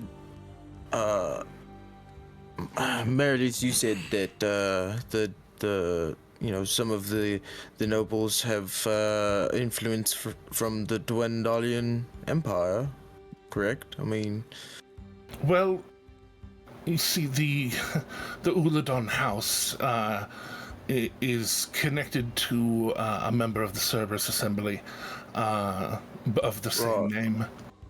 Right. I mean, Shade, surely you could speak to people who could maybe pull some strings there? Maybe. I'd have to do some digging. Just a thought. I mean, no, probably. He did put extra emphasis on the word trust, obviously. But of course. But yeah, I would. The Lord Uladon of the Dwendalian side is more of the diplomat, that kind of he's the Archmage of Diplomatic Union. Right. Yeah. No. I get it. No. That's really where they get most of that pull. Is very much the ambassador from the Dwendalian Empire, and it's part of why the Dwendalian embassy is here in our town rather than in a larger port like Port Tamale. Right. Okay.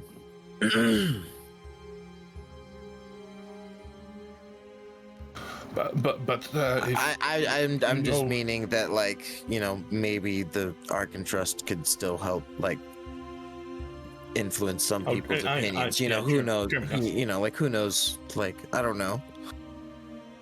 I don't know. Storm doesn't know. It's just like, hey, maybe Shade could, I was telling you pull strings. It in character. Right. Got you. Yeah, I'm just gonna have to give it some time. Yeah, no, of course. Figure some things out. Yeah. Surely. That's. Well, you seem like you have things more well in hand than even I thought. It's beautiful, really. But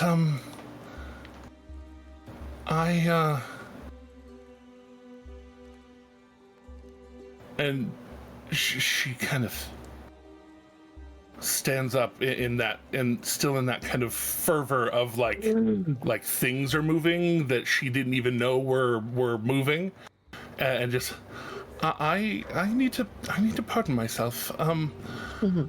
If you don't mind, I'll I need to go and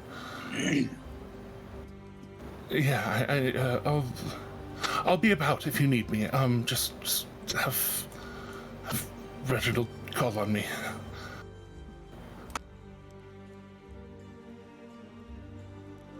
She goes to just kind of she pardoned herself verbally, so she's going to leave. I'm gonna let.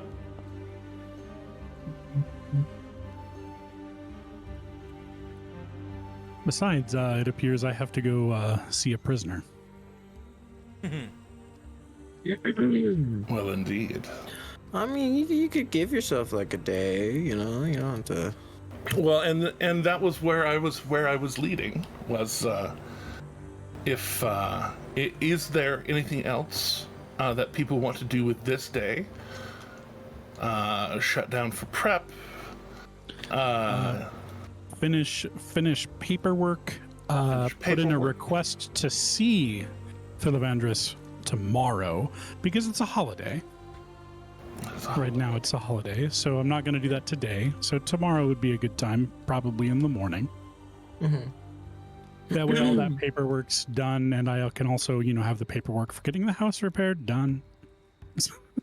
Indeed. Indubitably, yes. You... Yeah, Asher's still just trying to process that it's still today. Yeah, you mention all of that, and Reginald, in fact, will report in and just yes, sir. We I will make sure that paperwork and the all of those things are submitted properly with and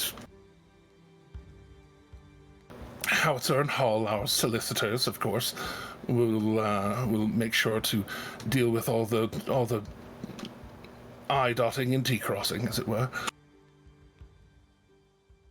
You worry with the things that I perhaps can't help with, sir. I'll make sure masons and wood crafters and glass blowers and people are all summoned, and your mother will probably see to making sure that the plants are restored, and it's not even a concern, Billy. All right. Is there anything else for you, sir? For tonight, I think, well, for now, I think that will be all. There's still much of the day left. Indeed. And he kind of, up and looks like he goes over and does just a little bit of measuring, kind of with his arms, and kind of touches his arm where certain things are, and it kind of measuring against his own body, and then just kind of goes and sees to things. You do have another, it's 1 in the afternoon. And there's much to do. I think real quick, the only thing I've got for the storm other than the prayer thing I thought of was I wanted to modify the potion belt to fit the candles potentially. That would be just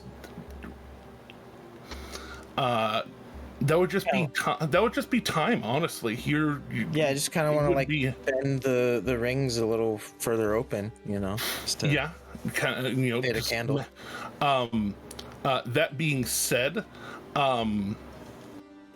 if you're trying to make it so that you could quickly draw a candle and be able to activate a candle, you'd need to kind of make a little bit of a mechanism that would basically clamp onto the wick and essentially like a flint or something, like a flint steel clamp that would be able to, when yoinked, spark it.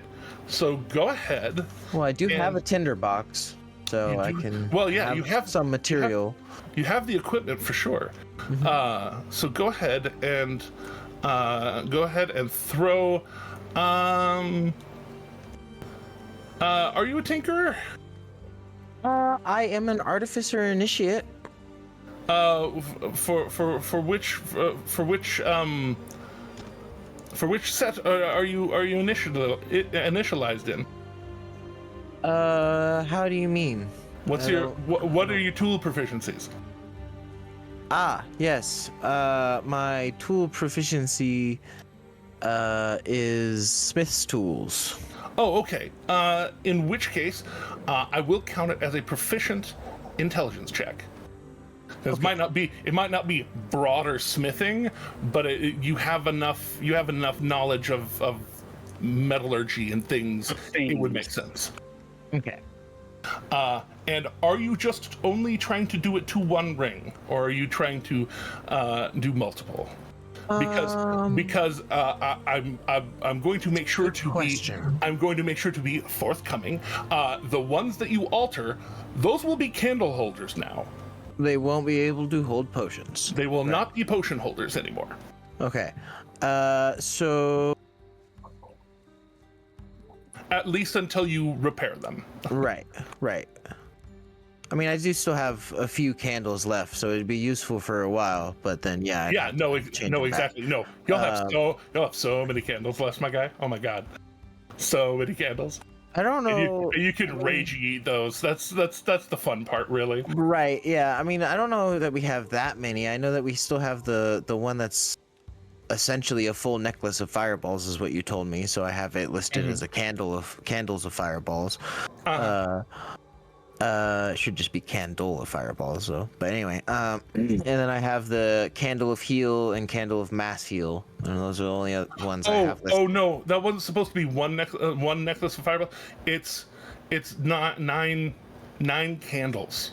It's 9 candles. It's 9 candles that are fireball, and each one is basically like its own full necklace. Yeah. Oh, it was 16. Well, no, each one is its own ability to light and throw. Okay. And you hypothesize, though you have not yet confirmed, that if you tried to like grip 2 of them and throw them at the same time, it would have the effect of increasing the fireballiness of the fireball. Okay. That's interesting. That is interesting. I am only going to modify 2 slots though, because 3 of them are already occupied by potions. Like it, love it, gotta have it. Yeah. So yeah, shooting for just 2. All right, proficient intelligence. A check 3. It is still a +5, but I'm gonna guidance myself if that's doable. That's doable. So I'll do that. Plus a D4.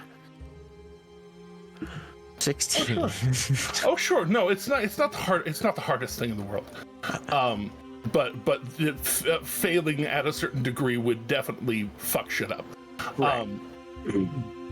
And so roll one more. For sure.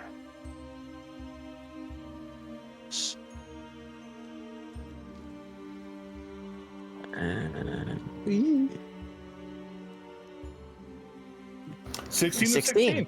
Yeah, no. But between the 2 of them, and you taking some time with the rest of today, you could definitely take the time, do the thing. Sweet.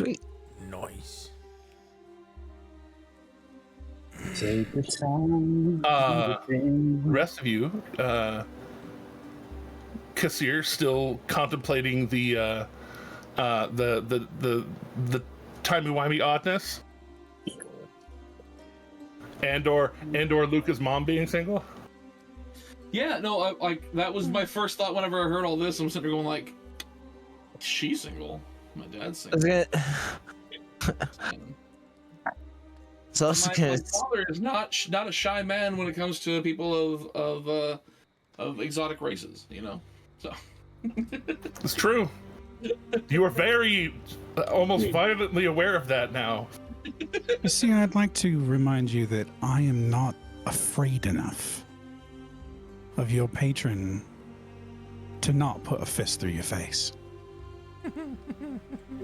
I just want both our parents to be happy. That's all. The storm over here, low-key contemplating it as well. you hear him hand bending this metal.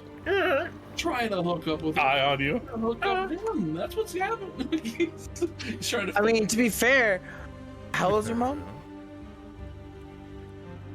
I am not going to dignify that one. Because the storm's 42. Just saying. I mean, he's Daddy getting over the hill. He's getting over the hill for a Goliath. Well, Especially for a don't Goliath. Dragonborn have like a longer time period than humans? I think it's Not on really. par. I think it's on On par. Yeah. They grow up a little bit faster. Technically, Goliaths have the same lifespan as humans as well, but like, let's be real, they don't usually live super long. Pretty natural. Yeah, totally natural. Yeah, 100% natural. I'm saying it's not natural causes. When you go out and you like look for fights against dragons, like he died of natural causes. The dragon bit him in half, and naturally he died. Yeah, exactly. It's only natural that he would die from that. It would be very unnatural if he didn't die from that. And worthy of praise, one would say. We're done. So anyway. I don't like the direction that this conversation has taken. At point of fact, that was I did not I know use my accent. Luca is just, I don't like the direction this conversation is taking, and we're going to move on from this topic and never discuss it again. Glad you will agree. Thank you. He just gives the thumbs up. But he looks over. She's not in the room anymore. She left, right? Oh yeah, she left a while ago. Okay, I was like, I look over my shoulder just to like make sure she's on the room, and I'm just like, never mind. But Akira is just gonna shake their head at you. Akira is going to start loading, preparing for the climb up the mountain to where the storms are, for the forging of this. That is this hammer. That is a long ways away from here. That is like super far away. That is many miles. I still have to prepare my forge, no matter what. I still have to prepare my utensils. Yeah, I'm just preparing. Okay. I'm preparing for it. I'm not like going. I'm just, it's perfect practice makes perfect in game. So I'm practicing so I can be perfect. Shade, is there anything that you're doing? Primarily long cat naps, and might be contacting his handler to let him know a few things of what he's contemplating. Okay. Get the scoop. So Shade, in character, does Shade ever like lift his leg like straight up in the air and do the full licking? Like, do we ever catch him doing that? No. Okay. That's done in He the takes shape. dust baths. It's very fine fur, you see. He uses jojoba oil.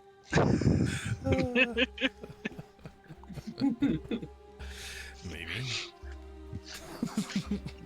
Just for reference to everybody, because this is important for the party to know, the candles that are currently in the potion bandolier thing are one candle of heal and one candle of mass heal. Ooh. Just in case, and something were to happen. Right. And any of us are able to light those, right? I mean, it's set up to be like for the a rest of you. It'd still probably be like an action, but for the rest of you, because the reason it's a bonus action for him is that it's just it's in a very easy to grab place, and very, he'd be able to like drop a sword and just rip.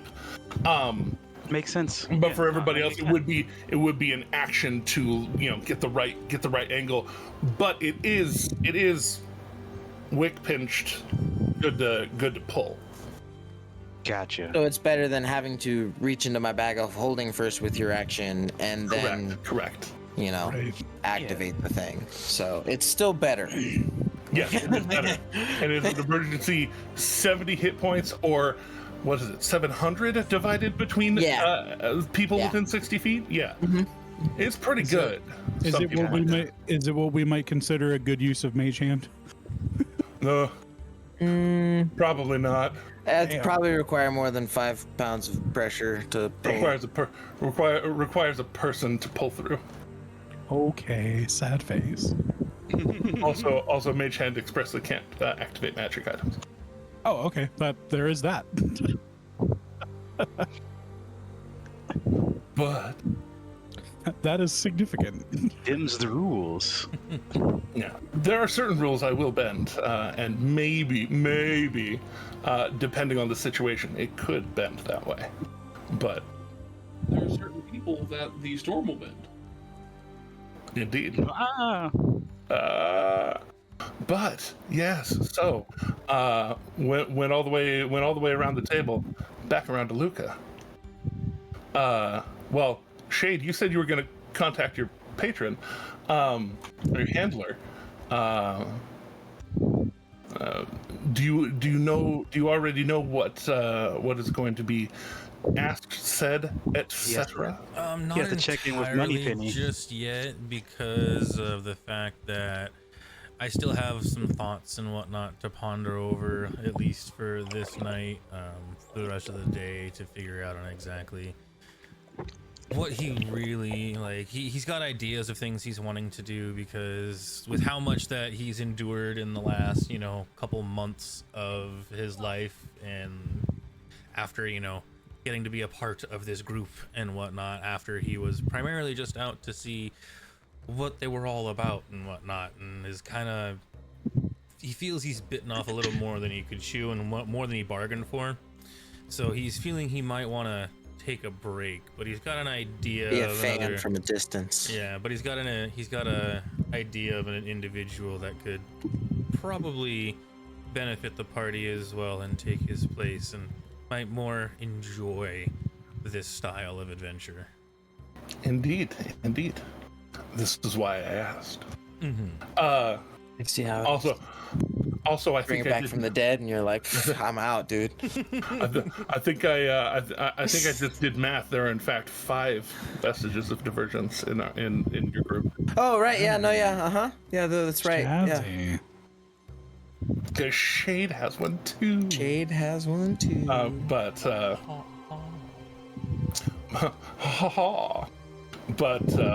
As the turns go around, Luca, are you going to sit and ponder on things?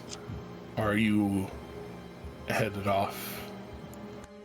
I think I need to take some time out of character to consider.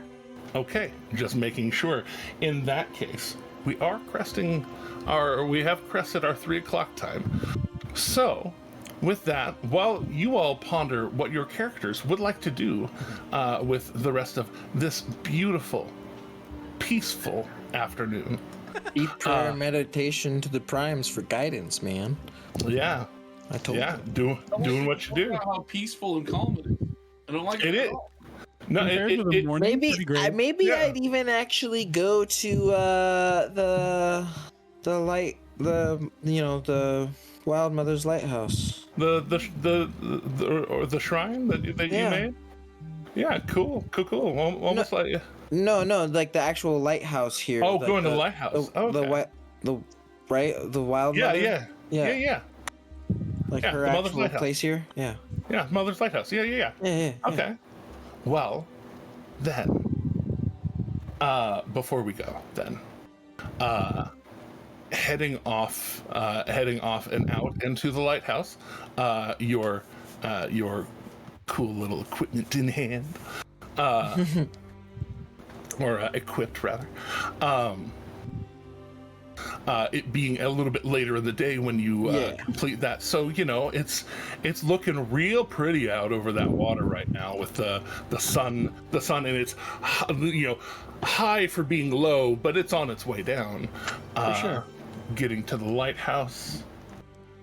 Excellent. I was even okay if it was already completely dark, to be honest, but yeah.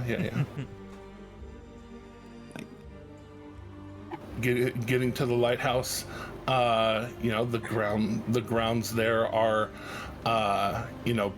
part of it extends all the way down to the beach below, and part of it is on the land behind. Where are you going? What are you doing? I guess I would go to the entrance and try to, like, I guess knock, probably, because I mean usually people live in the lighthouse too. I don't want to just barge in. Oh yeah. You know? I haven't played the character in months, and every time someone says the word knock, my brain goes, "Oh, somebody's talking to me." Like, burned India. It's gotta bring him back. It's true. You're not wrong. Hey, you know what? I mean, the late Hellverse arc. Nock's got to go to hell for reasons too. Bring him back. Just saying. Wink, wink, nod, nod. He is not dead. I wasn't sure what was gonna happen to him there. No, I know, but he's got to go to hell for reasons as well. That's what I'm saying. But anyway. All right. So knocking on the door. Yeah. Knock on the door. There's a few moments, but you hear a little voice on kind of echoing from up higher that just kind of calls out, "I'm coming. Hold on." And some.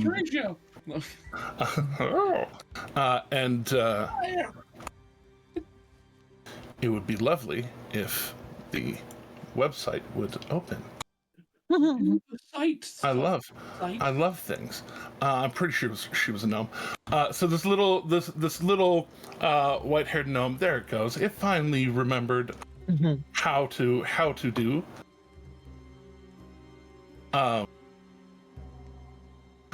Yes, this little white-haired gnome.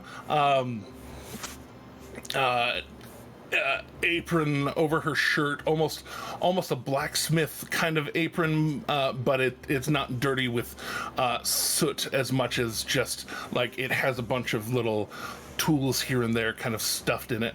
But she gets to the door and she looks up at you, and the door is of a kind of usual, like, 7 foot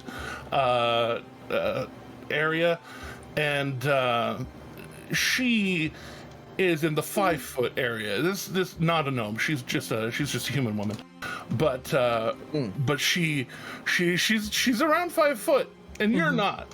And so she opens the door,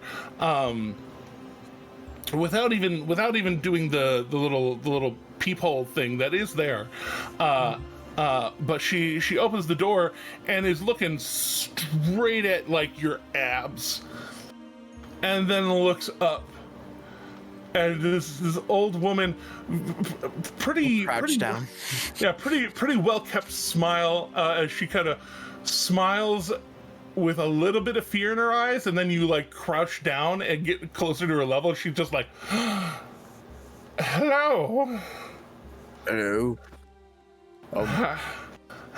How can I help you, Gladys? I am the storm, and I put out a finger for her to shake. And she grips your finger. Oh my.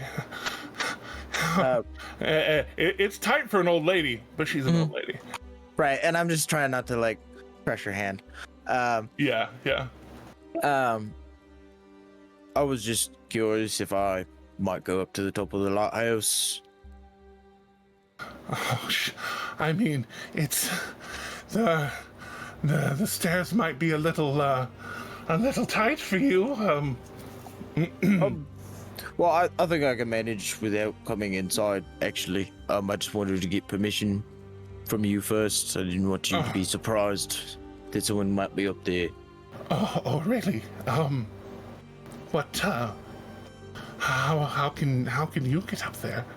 I've got these boots. They help me fly. They what? They help me fly for like a short period of time.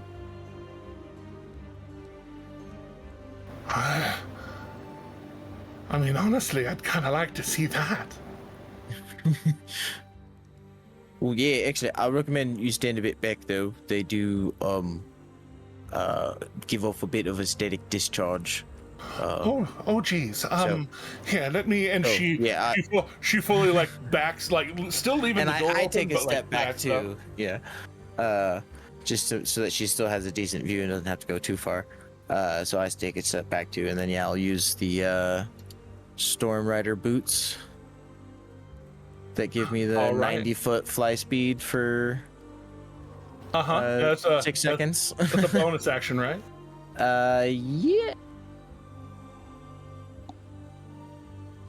As part of my movement. Oh, actually. Just as part of your movement. Even better. Yeah. So it gives me a fly speed of 90 feet.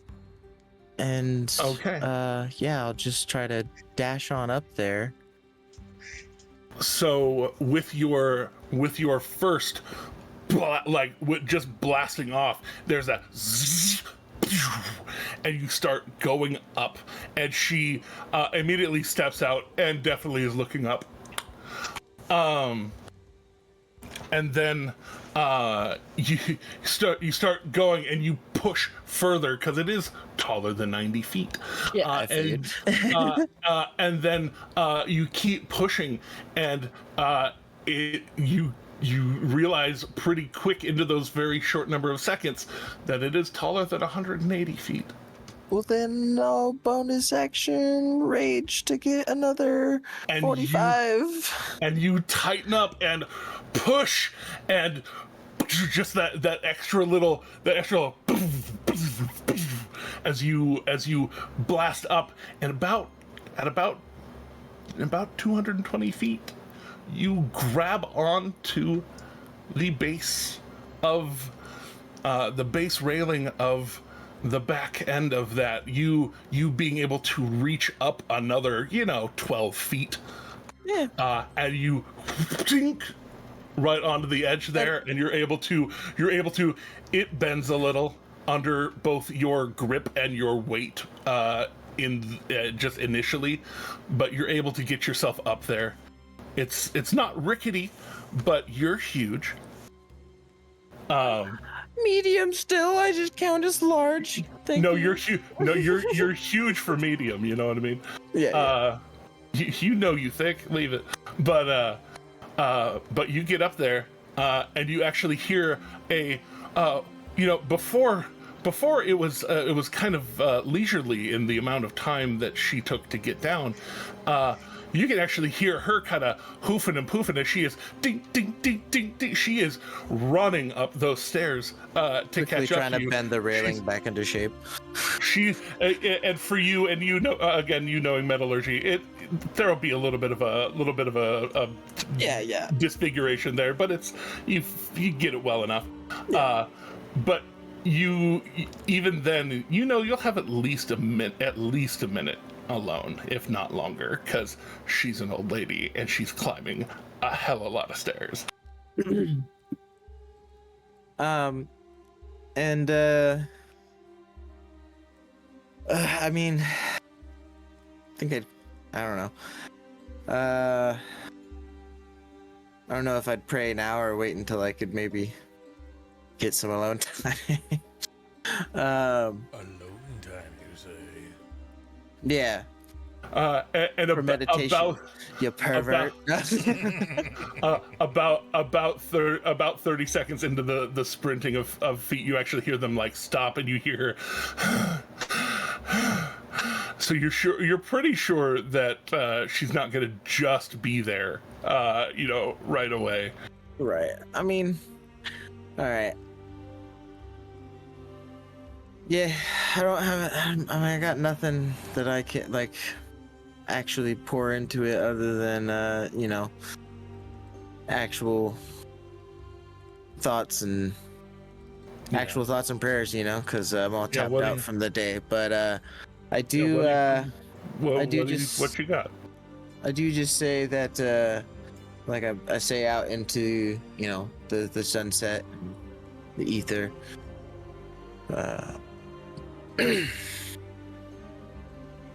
That the forces that are rallying against us seem to have the confidence that their patrons will back them.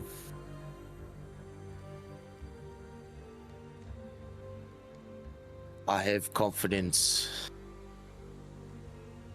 that you all, the proms, will channel us the late to counter them. And I have the confidence that your will is greater.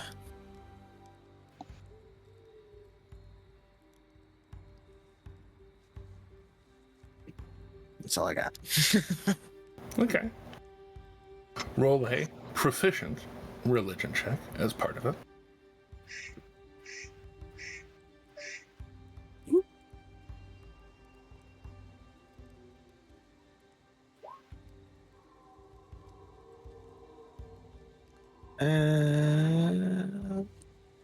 Guidance? Could do. Yeah. Cool. So they're at the top of the lighthouse. You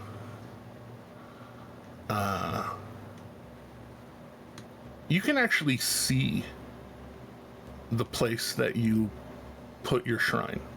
Obviously, you have a very high view here.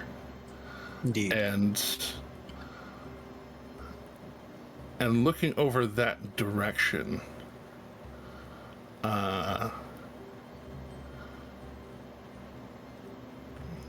you see a little bit of a, if you didn't know any better, just some quick flashes, and with it, maybe it was lightning, maybe it was the sun reflecting off of swamp gas from Venus or something. But when the light settles down on the crossguard of the sword that you put there, you see a bird just sitting,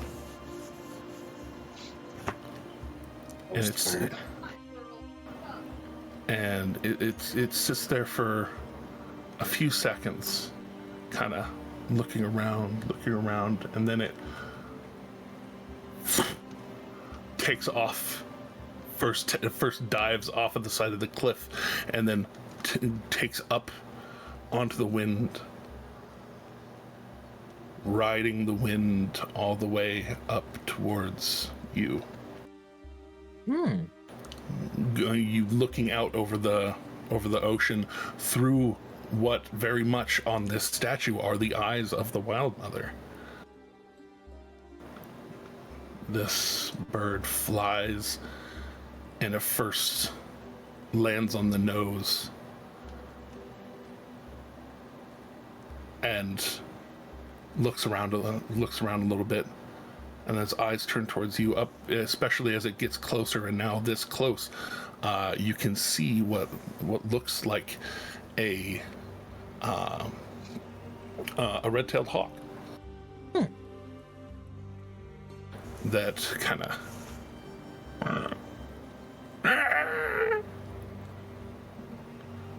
and turns towards you as it calls out.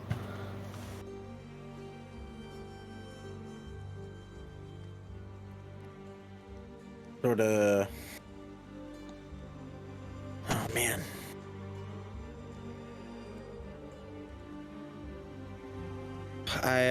Man, that's just definitely cool. Fucking.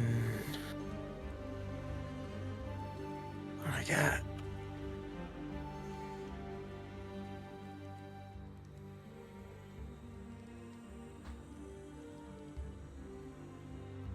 I got nothing. Man, I just kind of, admire the noble creature and sort of, I don't know, I guess put out an arm towards it. It's like kind of like. And as you put out an arm towards it, it flies towards you, and it looks like it's about to land, and as its claws go out to land, it looks like it starts melting into ink. And as it lands on your arm, you feel it wrap around, and it has, you have felt blessings of Cord through many different ways, not the least of which being your necklace. And you feel that electricity as the ink bonds to your arm. This red-tailed hawk, kind of this almost hyper-realistic tattoo forming on your forearm as it wraps around, wings touching tips on your forearm, back of your arm, bird. And looking at it, it almost has like a 3D-ness to the tattoo. Hell yeah. And you can list that as a spell rot tattoo of Find Familiar. Okay. Man. As my familiar finds her way into my lab. Parenthesis hawk. Yeah. Oh. So.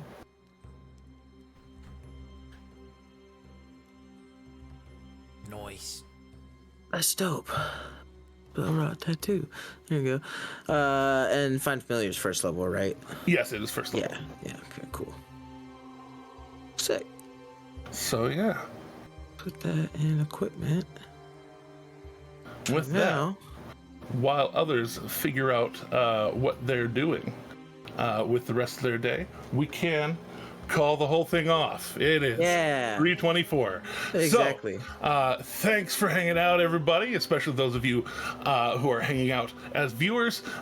We get together and we get to have fun with this all the damn time.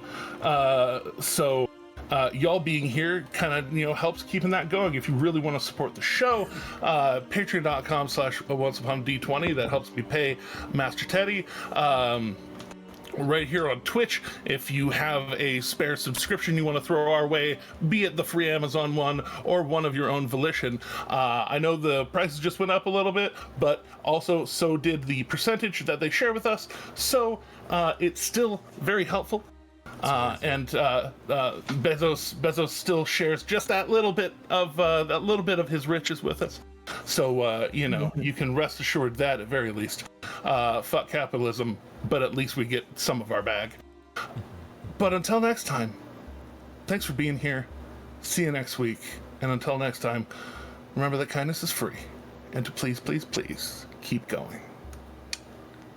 don't forget to follow, like, subscribe, and hit the bell for notifications, and check out the YouTube, check out the Twitch, the Patreon, and all that fun jazz. Man, Teddy, you got to do it. I've actually gotten to do that one. Yeah, and like Sanderson, maybe toss us a sponsorship. That'd be like super fucking cool, man. I'm so ready to run Stormlight now. I'm so excited. I'm gonna have to have you enlighten me on a little bit more of that for that, Justice. But I'm quite intrigued as to what that's gonna be as well. Yeah, for sure. But yeah.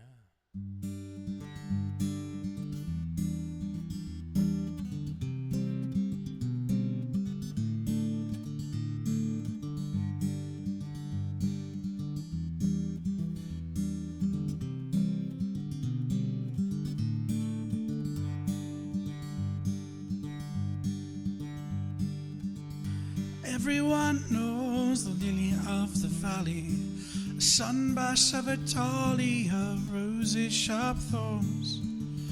But the prettiest, sweetest of the flowers only grows on the farther shore.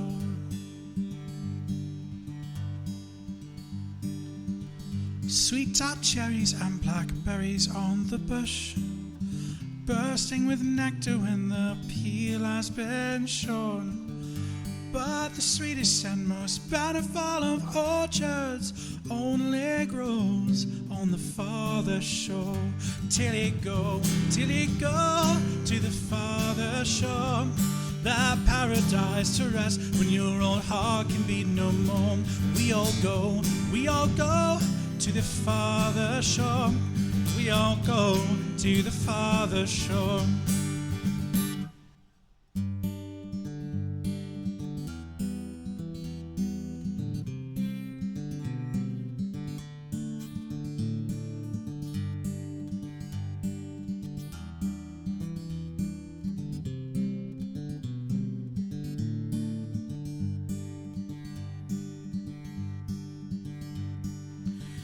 Wild temptations haunt this earthly coil. Some may resist them, though others can't ignore. But the promises of pure imagination take us all to the farther shore. It must be everything that everyone was promised. It must be all that we could ever want and more. It must be better than the love we leave behind us. They only know on the farther shore. Till I go to the farther shore. This paradise to rest when this old heart can beat no more. We all go to the farther shore. We all go to the farther shore.